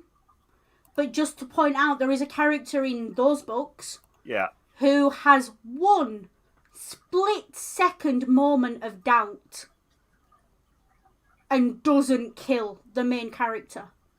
Yeah. And ends up dead for it. Because the person they served turned it on them. Yeah. And it's the same thing. it's that in those moments, those could become redemptive moments for those characters. Yeah. And to an extent, Uncle Aaron is redeemed in that last moment of, he can't do that to Miles. Yeah. He can't. And he knows he's a dead man. He knows the decision he's making. He knows he's a dead man if he lets Miles go. Yeah. That's the beauty of that moment. That unspoken understanding of your life for my life, because you're the best of us. And again, that speaks to an experience of being that ethnic minority kid, first one at uni, first one to do this, first one to do that, first one to do the other. That pressure the family puts on you to go that much further. Okay. Also, so, Kingpin putting his family first is essentially the plot of the movie. Uncle Aaron putting his family first gives him a death sentence. Yeah. I will say Kingpin does not put his family first. And that's the truth of his villainy. His wife and son don't want to be around him. They are actively leaving him when they die, and he's still chasing them down. He's that crazy stalker ex. That's what he is. He's not doing this out of love. This is pure... It's about control for him, and he wants them under his control, and he wants them back through any means necessary, even if they don't want to be around him. And the fact that it doesn't even occur to him that they don't want to be around him, even though they were leaving him at the moment they died. It's that lack of self-awareness again. And we see every other character in this film grow past it. Yeah. Except Kingpin. Miles' dad grows past it. Uncle Aaron grows past it. Miles grows past it. Peter Parker grows past it. He learns that... He learns to do the introspection and to recognise his own faults and errors. Yeah. Kingpin never does. And that is the truth of his villainy. That he is just so lacking in self-awareness that he cannot conceive of a world where things don't go his way. Yeah. That he will literally abduct his family, his family from another dimension and doom them to death just so he can have them back for a little bit. Yeah, exactly. And the thing is, in all of these parallel worlds, that same scene plays out with the wife. Yeah. That same scene of, what are you doing, Wilson? Come on, Richard, we're leaving. Yeah. That plays out multiple times in this thing. And it never changes. And the reason it never changes, it's a really clever subtext whereby we're told very early on everything is possible in the multiverse. Yeah. Every possible outcome is accounted for in the multiverse. But there is not a single multiverse that accounts for him not driving his wife and son away. Yeah. And that is the whole point. That even in the incredible number of multiverses there must be, there is not a single one where Wilson Fisk deserves to be with his wife and child. Yeah. And that's the truth of his villainy. That he is so far gone that even destroying the multiverse is not going to give him what he wants, because even the multiverse cannot conceive of what he wants because he lacks the ability to get himself there. Yeah. There is no universe in which he chooses not to kill Spider-Man in front of his wife. Or try to kill Spider-Man in front of his wife. Yeah. And yes, Mark, definite narcissistic tendencies, controlling behaviour, yeah. Not necessarily... I wouldn't say narcissistic controlling behaviour. I would say the narcissistic tendencies and the controlling tendencies are potentially separate. I wouldn't group them both together in this sense. He's such a narcissist that he can't see any other way, and he wants to be in control. Yeah, It's not he wants to be in basically, control because he's a narcissist. I think those are two separate issues here. and okay, I almost feel dirty saying this after the recent tragedy, but you know, basically what dooms him is when the benevolent capitalist facade slips away to show the true heart of evil within, and my brain, my for why I'm saying this is probably a bad time, my brain flashed to the recent tragedy at the Amazon warehouse. Yeah.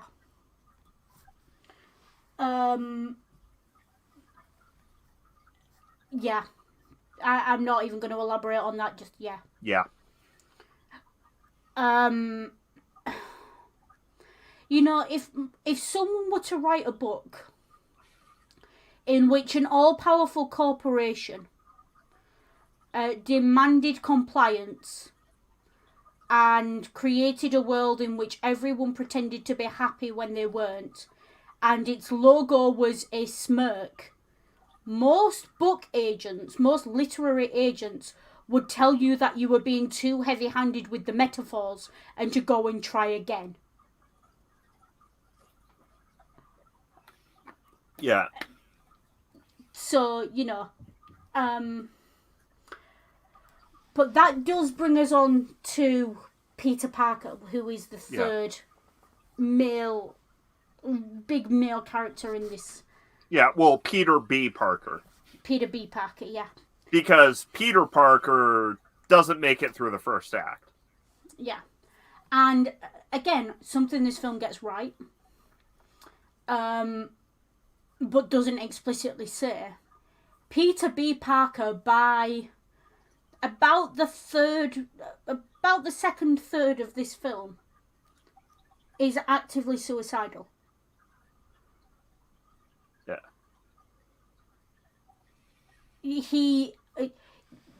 I don't mean as in he's trying to get himself killed.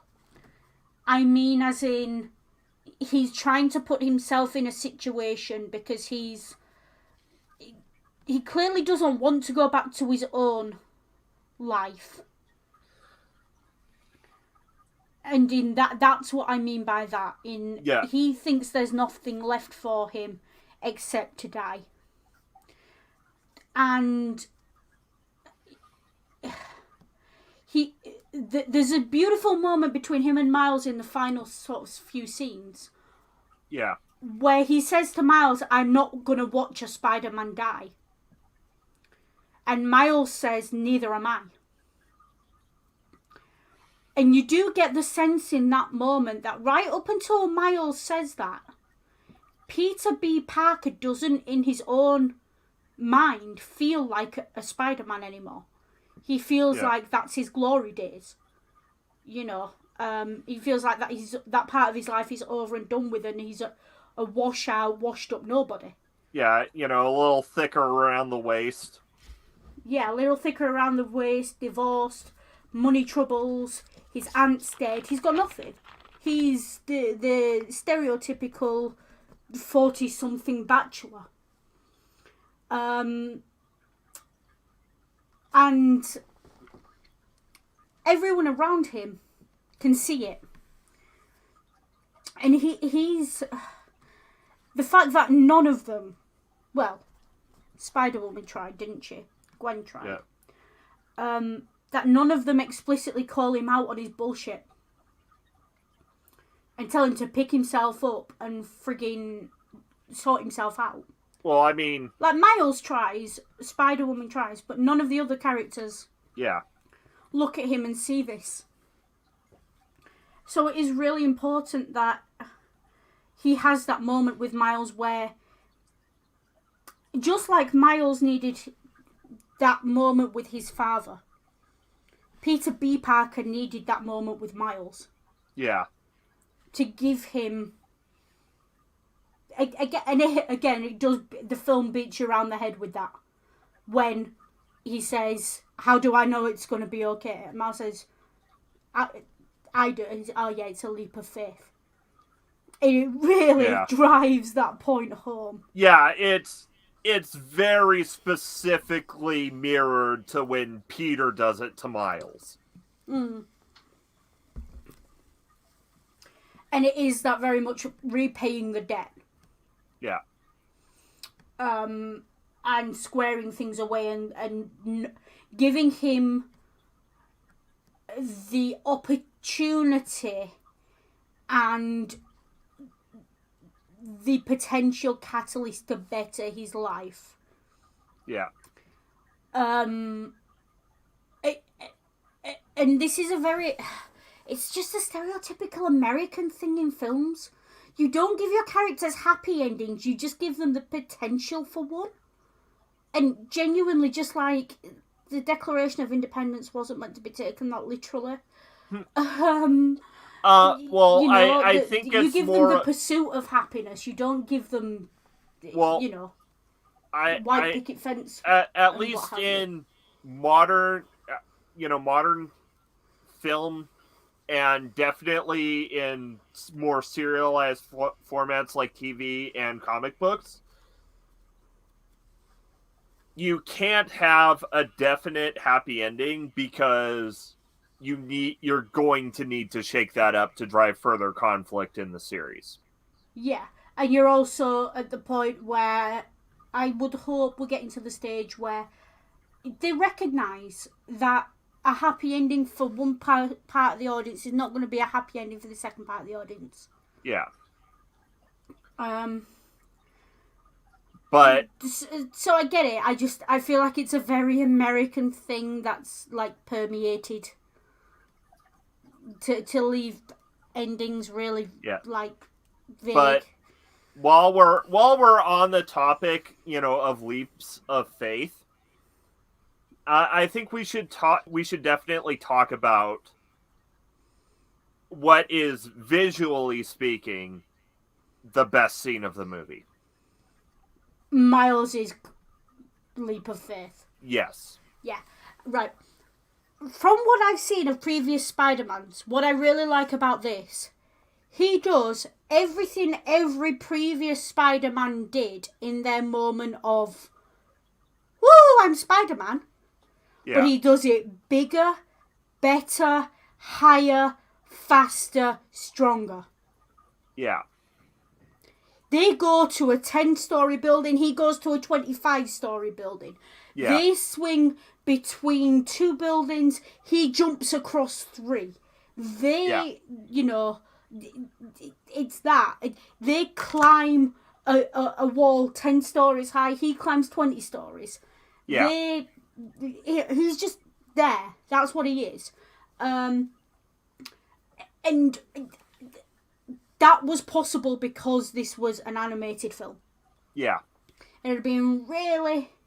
Well, it wouldn't have been hard, but it would have been less cool for that to be live action. So, but here's the thing. So, one, the great track. Mm. What's up, Danger playing in the background. But what I love is, the shots of Miles, on the side of the building, like 100 stories up or something. And then, the flashbacks to, him going to see Aunt May to get the, wrist. And then when he takes the leap. So while he is doing all this awesome Spider-Man stuff, there are also very subtle things that show you he's still not quite in control, but he's getting better. Yeah, like he stumbles as he lands, or well, now here's what I mean. When he takes his leap, the some of the glass shatters. The glass shatters because he's still sticking to it when he's not in control. Yeah. Yeah. Yeah, and it is really important that he's not just magically super competent. Yeah. Because again, that doesn't speak to the audience this movie's aimed at. And it's really important that he's had to work for it. You get those moments earlier in the film where he went up to the top of the building and then went down and went to a smaller building. Yeah. And that feeds into this. Yeah. He's worked for this. This is his graduation moment, if you like. Yeah. And he's not got there. He's not had it handed to him on a plate. Yeah. And again, that's a really important part of Spider-Man that, yes, has been present in previous ones, but in this one as well is really important that he worked for it. And more to the point, he worked for it when no one was willing to help him, when no one believed in him, when no one thought he could do it. And of course how, like, when he, right after he takes his leap, the orientation of the screen is inverted, and so it looks like he's rising. He is ascending. Yeah. Into New York. Yeah. And it's interesting. It's also if I don't know if this is deliberate, but the bit of New York he's ascending into, there was one significantly missing landmark as he was ascending New York, almost as if it was behind him. Yeah. Do you know which one I'm talking about? No. Where's the Statue of Liberty? Ah. Where do immigrants famously come into New York from? He's rising into New York from the direction of the Statue of Liberty. Again, if you're not looking for it, it's not there. Even if you are looking for it, it's not necessarily there. But when you understand what the imagery is showing you, because you identify with it, it's there. And especially given how a lot of the heavy lifting of this movie's narrative is done by little blink and you'll miss it details. Like that, yeah. Like the fact that the Great Expectations is right in the essay, then this. Yeah. Then,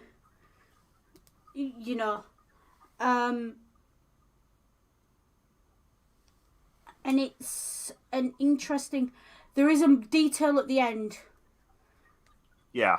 That really ties, like, I have really hammered on the race thing, and I kind of didn't want to, because the film doesn't, but that's what I've taken from this film. And that's what a lot of minority ethnic people are going to take from this film. They're going to take, here's a superhero for me. That's what because that's what I took from it. And I can't express that.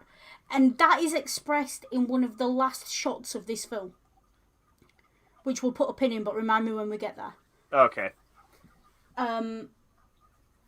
Because we have this, I kind of want to, if you take this and you take the John Wick tower scene.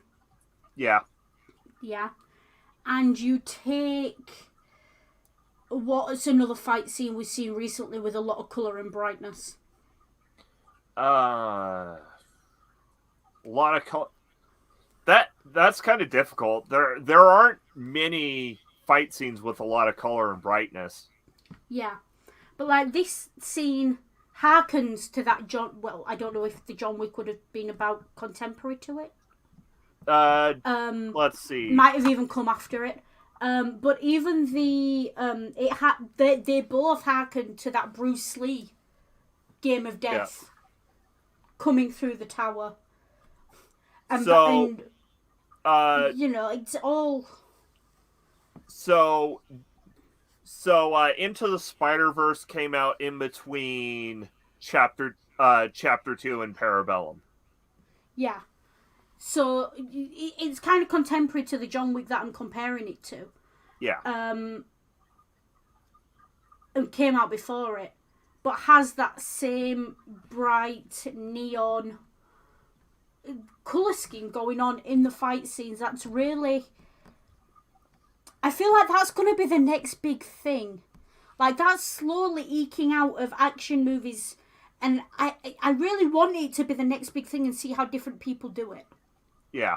Because it's a really clever stylistic choice, and it's a really good way of disorientating your audience just enough that it brings the fight scene to life.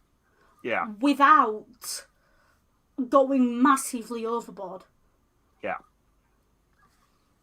And any character who sees that bright coloured fight scene is going to compare it to this movie, to John Wick, which in turn was compared to Bruce Lee, and so it has the credentials of action genre history behind it. And you know, the little guy coming up and taking on the big one and winning. The lone fighter capable, you know, he killed these guys with a fucking pencil. Well, Spider-Man did it with a USB key. Eat my shorts, John Wick. That's kind of what's going on there, you know. It's like, John Wick did it with a pencil, but he did it with a USB stick. Yeah. You know, someone's going to come along and do it with an SD card next. Yeah. Or with a VR headset or something. Yeah. You know? And hey. Yeah, exactly. And, you know, Bruce Lee did it with nunchucks, John Wick did it with a pencil, Spider-Man's done it with a USB key. What's the next big weapon that's going to be used in a way we don't expect it to be used? Yeah. Because this film had a lot of flavours of Mission Impossible. And I do love it calling itself out by calling the USB key a goober. Yeah. Because it is. It's a MacGuffin. It is a pure MacGuffin. It's a goober. Aunt May calls it a goober. Peter B calls it a what'd you do to my goober? Yeah. And even to the point where Peter says, you know, it's always a world-saving USB key or a CD or something. Yeah. It knows the tropes and it's leaning into them anyway. Yeah, you know, and Peter says, "Oh, and he's gonna say you have 24 hours." Yeah. And then totally lampoons its own satirization of that by turning to him and saying, "Actually, all that's really bad." Yeah. Well, and then once again subverts that because that scene is building Liv up as the helpful scientist. But no, she's Doc Ock. Yeah, exactly. And that's it. It's all of that all at once. And the complexity of these build-ups and these moments is reflected in the explosion in a paint factory that is the colour scheme of this movie. Yeah. And it's... I'm so glad it didn't make it visually overwhelming and then have an underwhelming plot. Yeah. I'm so glad that the cinematography and the colours wrote a check that the plot cashed. Yeah. Because it would have been very easy for this film to look exactly the same, but it to write a check the plot can't cash. Yeah. But it got it right. And I'm so glad it did. Yeah. And I was kind of wondering how you'd receive Into the Spider-Verse. Because as something of a Spider-Man aficionado, there's a lot of Spider-Man Spider-Man references and in-jokes in the movie that you probably didn't catch. Probably, but I think the movie is very good at... Yeah. I knew the in-jokes were there. Yeah. I knew they were there. I didn't know exactly what they were, but I knew them well enough to... Or I could infer enough from the context to not feel like I was excluded from the joke. And again, that's a really intelligent way of storytelling. Yeah. Without expo dumping. Because this film could very easily have been a major fuck up where they just expo dumped every Spider-Man story on you and spelled out the in-jokes and smacked you around the head with the cultural, political landscape and sat you down like you were a child in a preschool classroom and spelled it out to you like it was an ABC book. Well, and I mean... a complete and utter fuck up. And it's just not. Well, though, that being said, while there were a lot of expo dumps, they made the expo dumps very fun. Yeah, exactly. And that's the thing. It's a very intelligent storyteller. It's a very intelligent director. It's very intelligent animators who can make expo dumps fun. Yeah. Expo dumps are the bane of most readers' lives and the bane of most writers as well. Yeah. But even to the point where this film got so meta, it knew the expo dumps are an irritant. So it made a joke out of the fact that there were expo dumps. Yeah. Okay, let's do this again. That's how you do it. Yeah, let's do this again. You can hear it rolling its eyes at itself. Yeah. And therefore you feel like you're brought into the joke rather than being lectured. It knows it's lecturing you. It knows it's telling you stuff. It's teaching its grandmother to suck eggs. Yeah. But it's doing it anyway on the off chance that it's not. And it's still not making the people that it is actually giving information to feel bad about it because it's fun to watch. Yeah.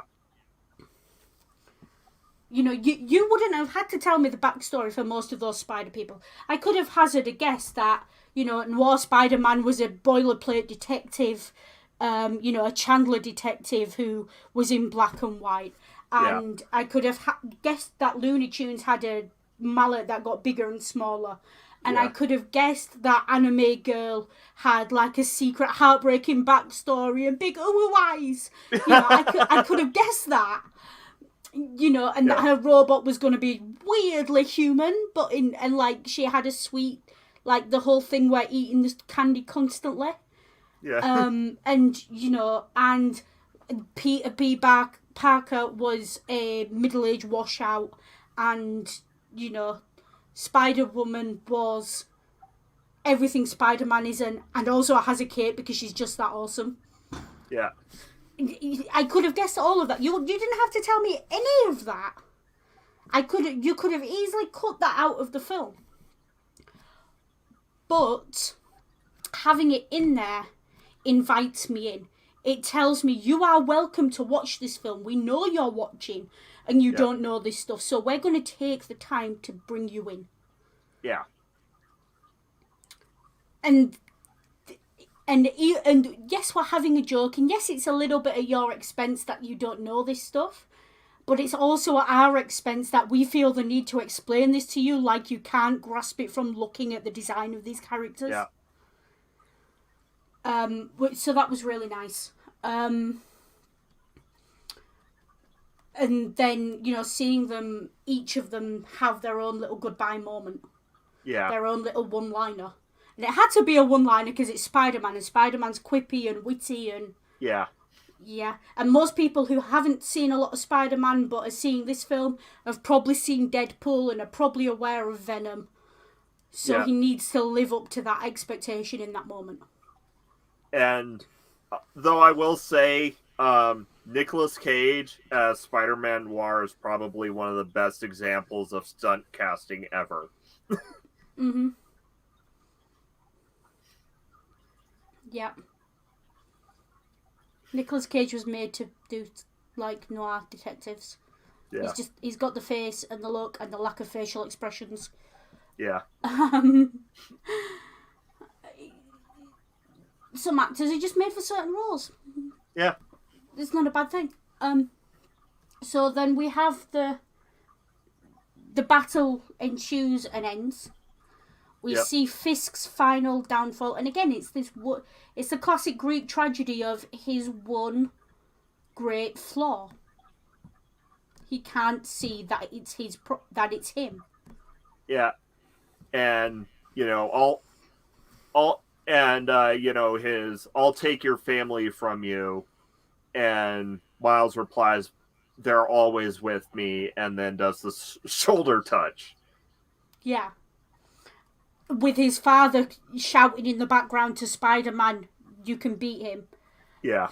And he can see his father there. His family are with him even when they're not. Even when they don't know they're with him, they're with him. Yeah.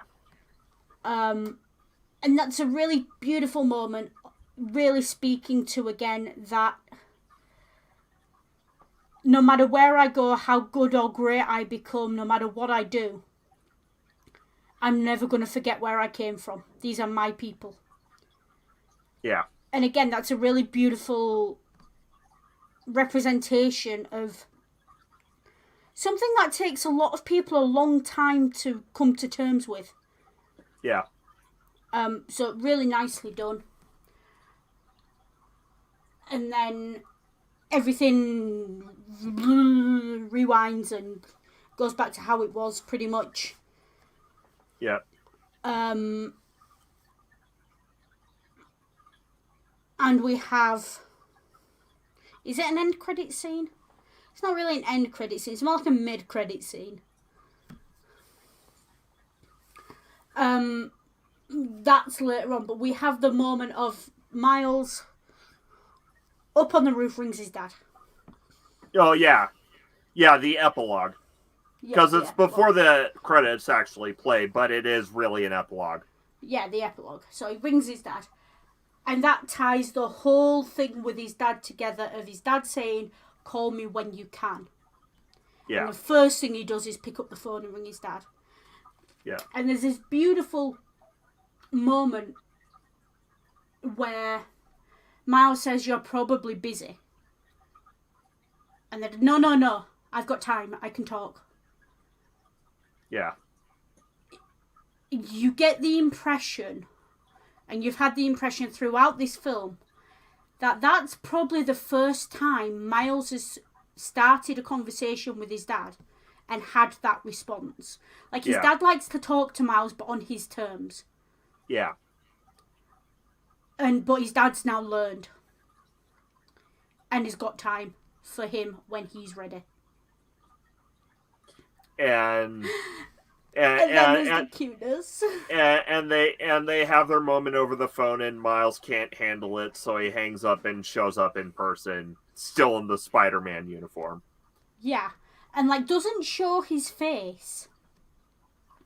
And I think it's a really beautiful thing where you finally see Officer Morales. It doesn't matter who this kid is. Yeah. He put an APB out on this kid earlier in the thing. He thought he knew. It doesn't matter who this kid is. All it is, and Officer Morales for a moment becomes every father everywhere. Or any human being with empathy everywhere, in that this kid needs a hug, so he can have a hug. Doesn't matter who he is. And he'll let his son play his game and pretend. Yeah. But he knows. Of course he knows, it's his kid. You know, he knows how... He recognises his son by the way his son hugs him, of all things. Yeah. Yeah. And he knows, but he lets Miles play the game. And he humours him. And that's the thing of what I was talking about, boomer parents who have to learn that their kids are their own people. Sometimes even if you don't like your kids' choices. And I bet there'll be a lot of long conversations about, Miles, you have to be careful now. And you still have to do your homework. And you still have to be in bed for 9 o'clock. And, you know, I don't care that you're Spider-Man. Your homework comes first. And no, you are not checking out at Sunday dinner. And no, you may not wear your super suit to church. And, you know, all those conversations will follow. Yeah. But in that moment, it's just, you're my son. I love you. this is what you've chosen to do with your gifts, and I'm going to support you. Okay. I might make it awkward, but I'm sorry, but I do have to mention the trailer now because you said something that ties directly into the trailer for the sequel. So, Mom, where is my super suit? You are not spoiling my church dinner. no. So anyways, the trailer starts up with a scene where Gwen is visiting Miles. And it's like, oh, come on out. And Miles says, no, I can't. I'm grounded. And she goes out the window and she's on the wall outside the house and she asks, yeah, but is Spider-Man grounded? Yeah. And you can see that fun kind of thing is gonna happen. Yeah. But it is very much a case of his family are with him, and that's what that whole moment with the dad there represents. Yeah. Yeah. And there's probably a little bit of please don't tell Mum, she'll freak. Yeah. And then so is it the post-credit scene where he does all the stuff with his dad? My brain's fuzzy. I don't remember well, so he has that talk with his dad, goes down and hugs him, and then the ending. Well, and then the ending. So it ends. So we see the Kingpin webbed up with the graffiti style note, and then the final shot of the final shot of the movie is Miles, very much like is a mirror of our first shot of Miles, where he's laying on his bed listening to Post Malone, and Gwen comes through and we do get a few flashes of what happened to the other Spider-Men. Yeah. Okay, so you didn't get the end credit scene. So there's an end credit scene where Miles and his dad do kind of all the things Miles wants to do. So his dad says to him, "Oh yeah, where he does the Uncle Aaron mural at the police station. Yeah, that's intermixed in all the other Spider-Man stuff. Yeah, so that's mixed in. He does all this stuff with his dad, and again, it's that really important bit of, you're my kid, you're doing things I don't particularly like, but I love you and I'm going to support you, and I'm going to help you express yourself in a way that's legal and safe and reasonable, without losing who you are and without forcing you to conform." Well, yeah, and, during the phone call, he does, the dad does mention, hey, there's a privately owned wall by the police station. Yeah.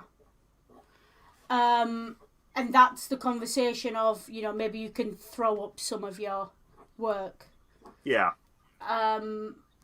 Very much down with the kids, y'all moment of throw up. It even on the subtitles for the movie, throw up is put in air quotes. Yeah. And of course, what quick little thing, graffiti culture is really a big theme in this film. It's even during the dimensional warping that brings everyone in, all the other spider people in, you see the really messed up traffic light, and one of the passers by say, hey, I think that's a Banksy. Yeah. And I want to show you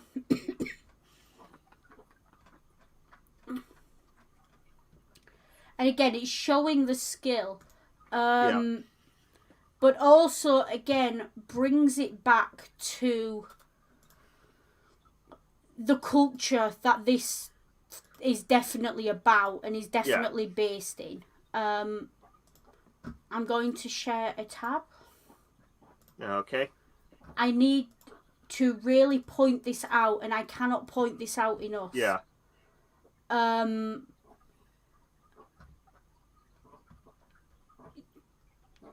Again, this is how you make a character black. That, without just saying, oh, they're black. Yeah. Have you spotted it? Yeah, the rest in power. Yeah. Like that's how you make the character black. Also, because yeah. Also, another little thing that you don't notice unless you're, looking for another little detail is Officer Morales took his wife's name. Yeah. Which you notice here. Yeah. And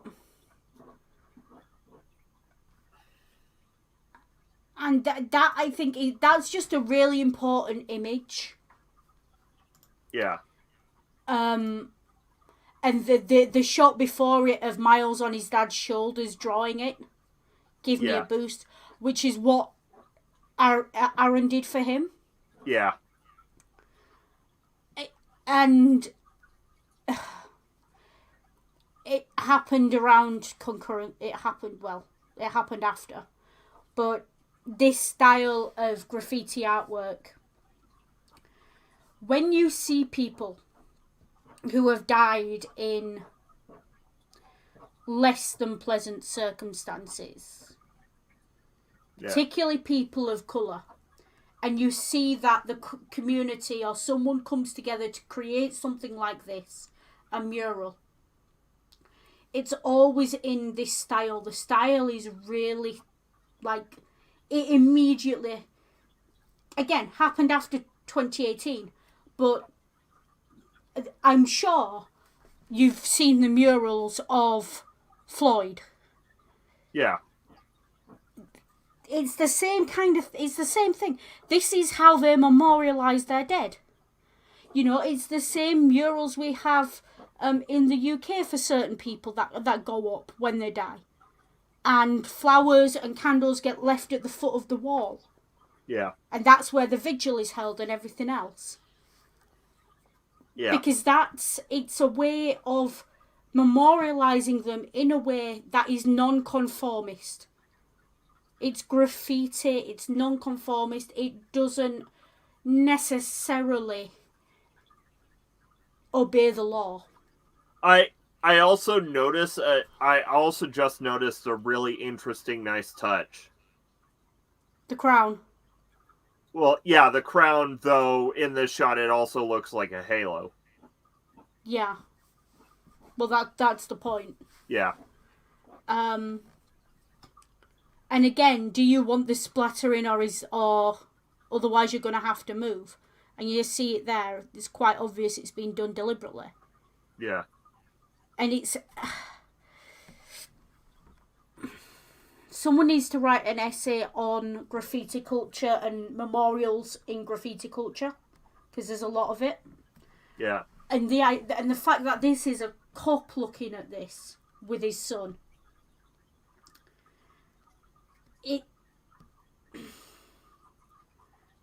I think that's the one decision in the whole plot that I'm not all that keen on. The fact that Miles' dad is a cop. Or rather, that Miles' dad is in uniform.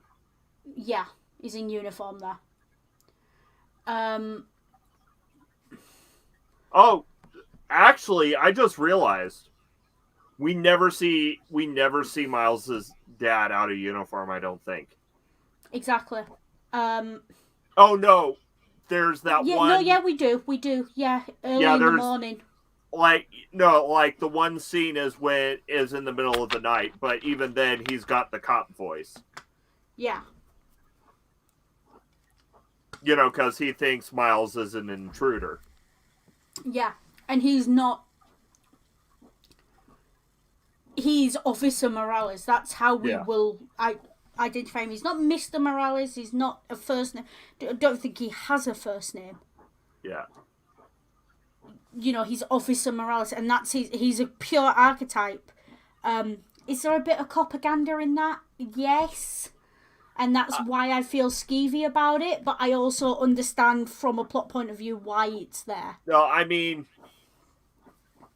I maybe a bit, but it's also kind of subverted when, you know, we see him pull a gun and do the cop voice on Miles.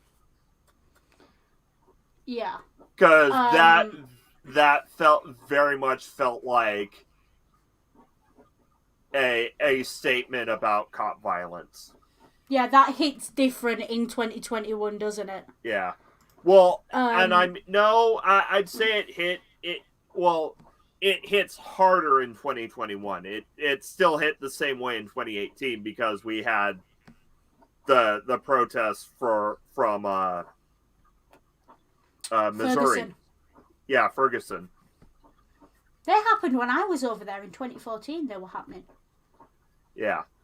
So, you know, it was a thing. Yeah. But they hit different.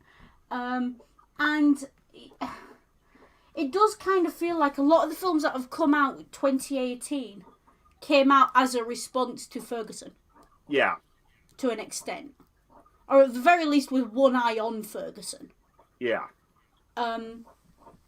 Which is quite telling. Yeah. But yeah, it's the whole film for me is very much it's steeped in the culture. It's baked into this mixed culture. It doesn't shy away from showing the implicit racism in the system it's based in. It doesn't shy away from highlighting the difference between Miles and the white Peter Parker. Well, Miles and also, and his classmates. You know, Miles is old school. All, you know, people of every different, you know, color. But the new school he got into via a special lottery. Well, and also passing the test to prove he was good enough.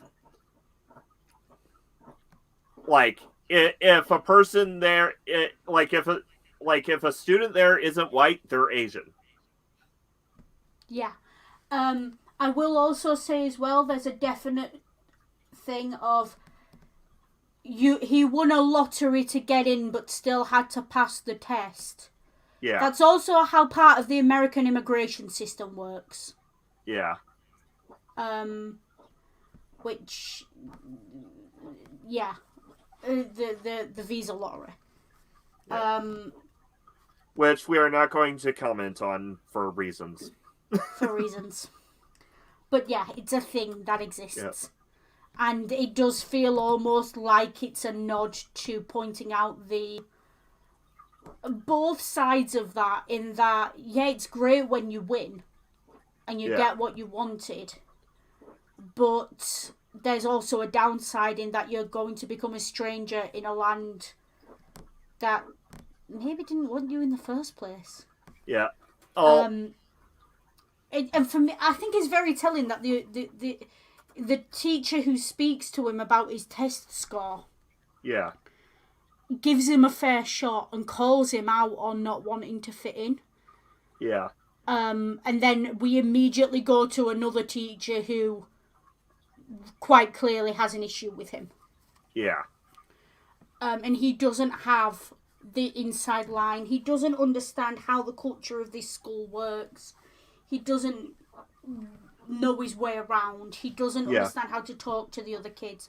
And these are all really common cultural experiences for people who are immigrants, culturally diverse, who are coming into a different class, scholarship kids.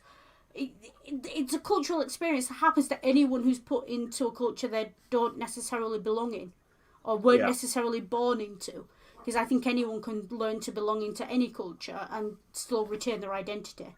And that's the core of this film, that he finally belongs.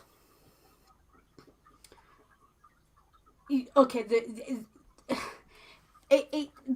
there is a downside to the commentary in that he has to do something superhuman. He has to be Spider-Man to be accepted in a way that where he wasn't by the other kids. Yeah. And therefore, he's right. It is elitist in that way. He's got to be 10 times better than them just to be considered their equal. Yeah. And that's a very common minority ethnic, minority gender, minority sexuality. I'm not going to say complaint because that makes it sound like it doesn't have any basis. In fact, experience. Yeah. But also, it shows that he can actually be his own person. He can be Spider-Man, who he wanted to be, who his dad didn't like in the beginning, who, but his dad's learned to love him for it, and his dad's learned to deal with it, and the people around him are dealing with it, and he's happy like this, and this is who he is. It's a great analogy for a coming out story. Yeah. It's a great analogy for growing up in general. It's a great analogy for that teenage to adulthood rite of passage. And once again, how do you feel about Spider-Man? He knows how I feel about Spider-Man. Yeah. Again, how do you feel about gays? He knows how you can hear that. It's there. And then finally, I'll be looking forward to working with you, Spider-Man. Yeah. That total 180 of that we can work together. Yeah. Yeah. And as the kid of, my dad wants to work with me. He doesn't want to tell me what to do. He wants to work with me. He understands that I'm an adult and I'm growing up and I'm my own person. Yeah. And that's all bound up in there as well. So yeah. Though, also, okay, about the actual end credits scene, if you actually saw it. Yeah, I think I did. Reminds me of an interesting, or actually it brought an interesting thing to my mind. It made me notice a weird trend that Spider-Man has. Go on. So, every alternate version of Spider-Man, or all the people who take on the Spider-Man mantle are either A, connected with Peter Parker, or B, Hispanic. Okay. Or at least half Hispanic, because in the end credits scene we go to publication date wise the first Hispanic Spider-Man, Miguel O'Hara, aka Spider-Man 2099.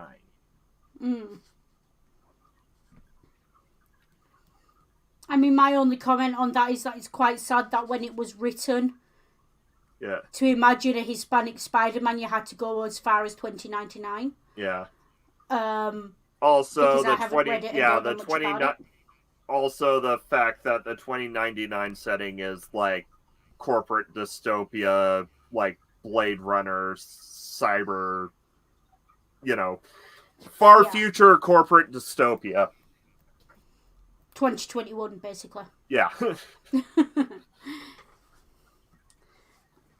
Yeah, is that a reference to the song? No. Because basically the 2099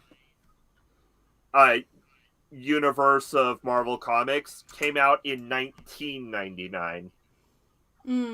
So it was, Marvel 100 years in the future, essentially. Yeah, okay, fair enough, that tracks. Yeah.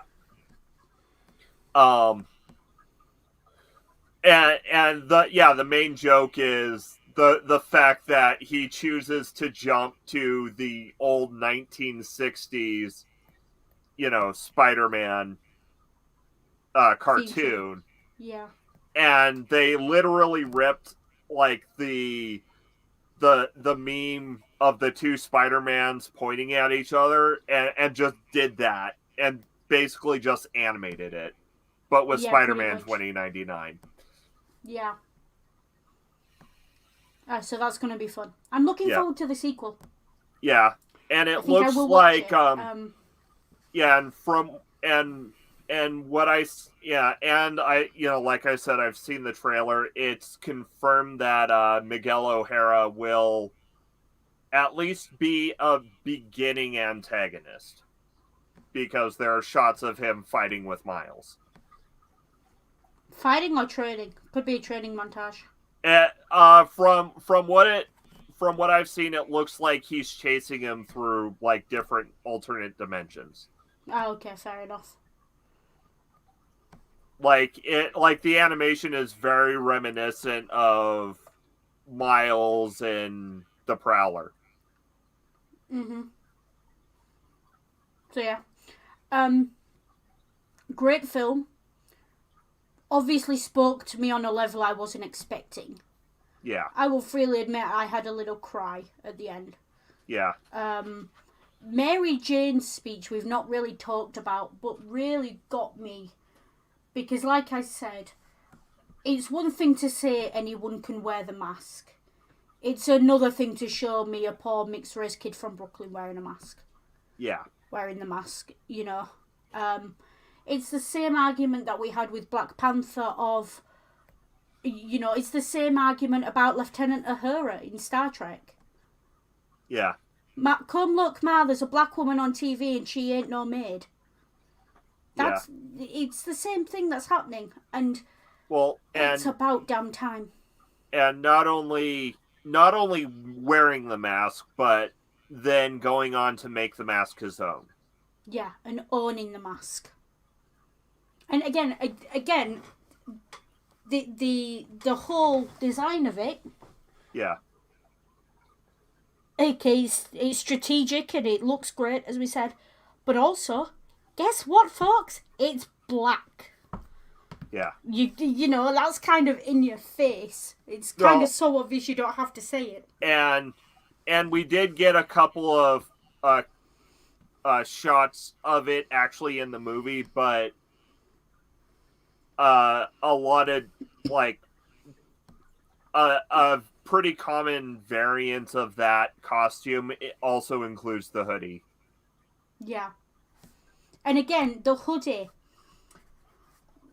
I don't know what it's like in America, but the word hoodie denotes a very specific kind of person in the UK. It's not a positive word to have applied to you if you're a hoodie. Yeah, in America, it just denotes the specific style of shirt, but there are racial connotations to wearing that kind of shirt. Okay, so in the UK, the word hoodie has very not racial connotations, although there is a racial element to it. But there's also a lot of class going on there because it's the UK, and when isn't there? Yeah. Has very similar connotations to the word thug in America. Yeah. It's a bit of a dog whistle. And there is a bit of a stereotype that dog whistle thugs wear hoodies. Yeah.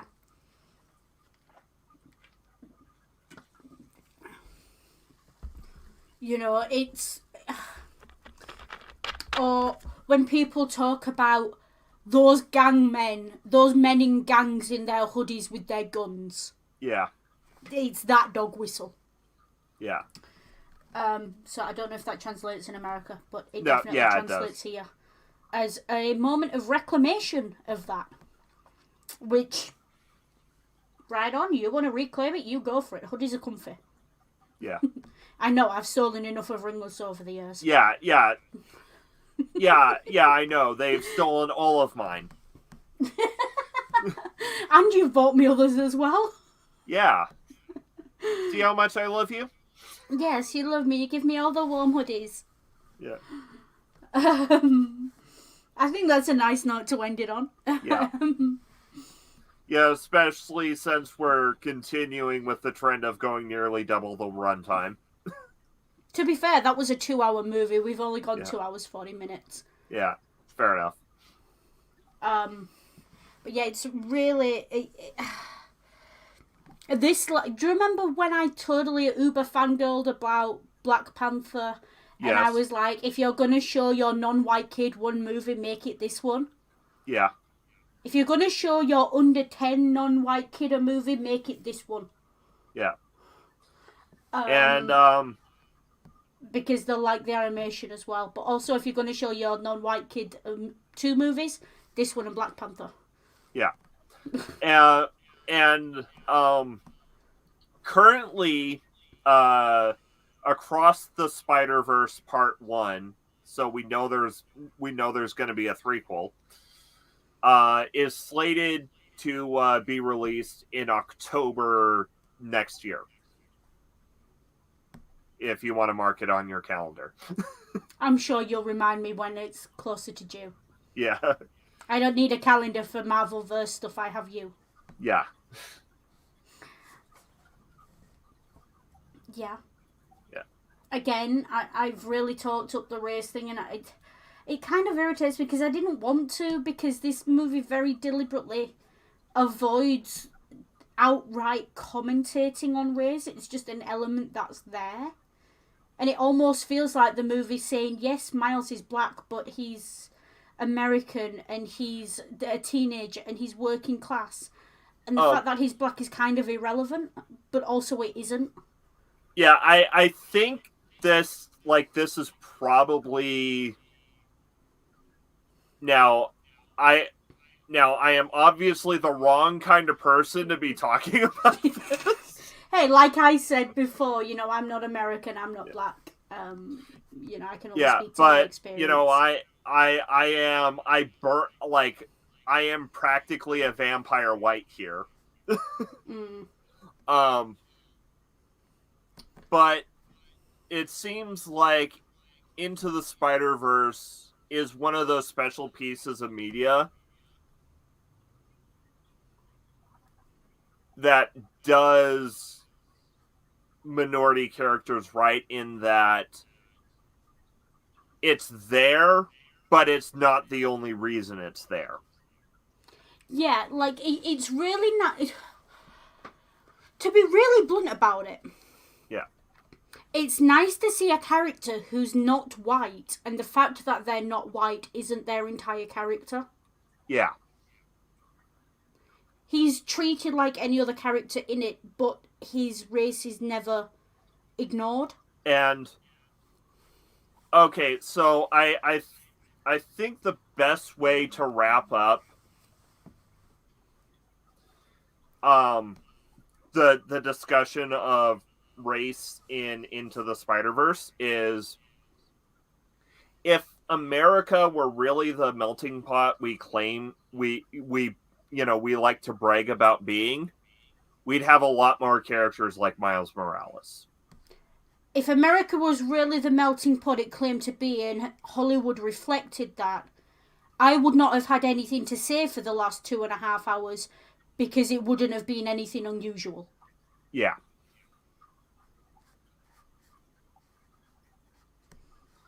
And once again, final thoughts before shilling. It definitely deserved its best animated picture Oscar. Yeah. I'm always pleasantly surprised when an animation speaks to me on a level of complexity above the average intelligence of an 8-year-old. Yeah. Because, and again, I need to reassess my inherent biases that I automatically assume animated means for kids. Yeah. And this film does a really good job of starting that conversation. Yeah, so not only animated, but animated based on a comic book. Both genres, animated movies and comic books, have an ill, have that reputation that they're constantly straining against if anyone tries anything ambitious with it, with the medium, that, it's just for kids. Yeah.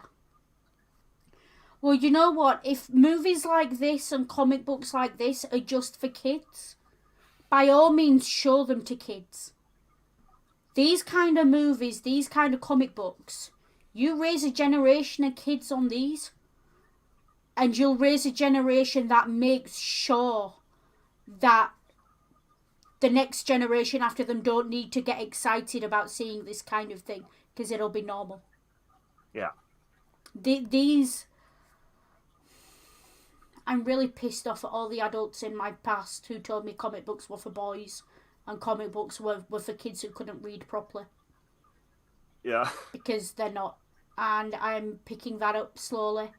And I can only apologise to anyone I've ever said that to and meant it.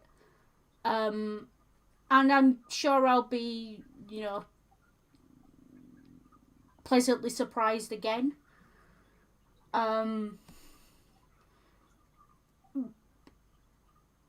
But there is a lot more to this genre than meets the eye from the outside. And frankly, it's high time this genre was yanked out of the kids section and recognised for the complex brilliance it is and has. Don't get me wrong, there's some really horrible stuff. There's a lot of pulp fiction in novels as well. I don't mean we throw every book away. Yeah. Every genre's got its ups and downs, but this genre, I think, has more ups than I expected, and that's a me problem. Yeah. So I hold my hands up to that. That I have seriously underestimated the brilliance of comic book artists, writers, creators. Yeah. And I'm now excited to see what else is on the menu. Yeah. I will definitely be loaning you my Astro City books. Yeah. Yeah, because in my opinion, Astro City is the best comic series about comics. Yeah. I remember a kids show called Astro Boy. Is it the same thing? No. About a little Japanese robot boy? No. Shame. That was cute. I should go find that because Astro City is an indie series by Kurt Busiek about what it's like to live in a city full of superheroes. Like it's a slice of life series, but like every few pages or so, there's a panel with a caped crusader flying in the sky. Sounds like the kind of life where it's a bitch to get accidental death life insurance. Yeah. House insurance, and the terms act of God on your insurance policy don't cover as much as you think they do. but basically it's a lot of very human stories,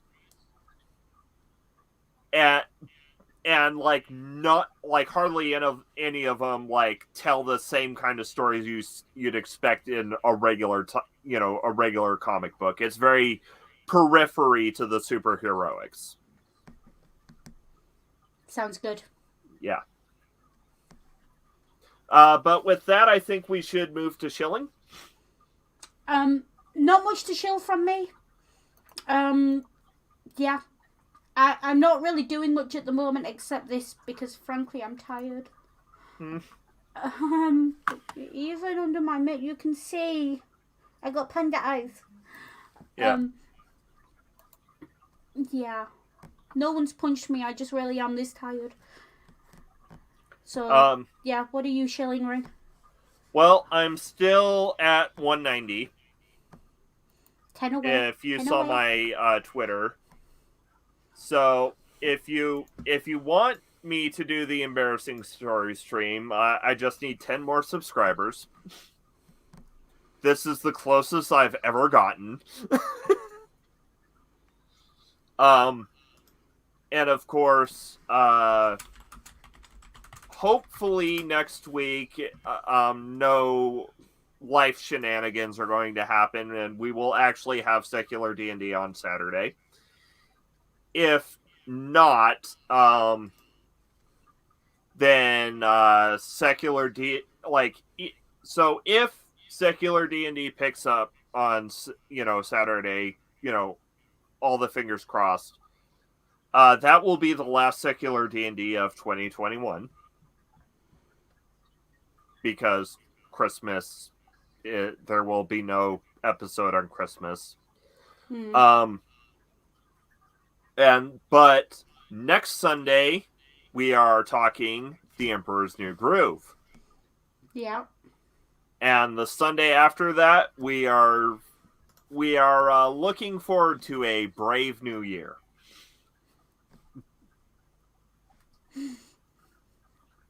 So, we're both into puns. Do you see why we got married? Yes. So, with that, we'll move into taglines. As always from me, take care, be good, and if you can't be good, remember, anyone can wear the mask. And remember, the purpose of a storyteller is not to tell you how to think, but to give you questions to think on. Too often, we forget that.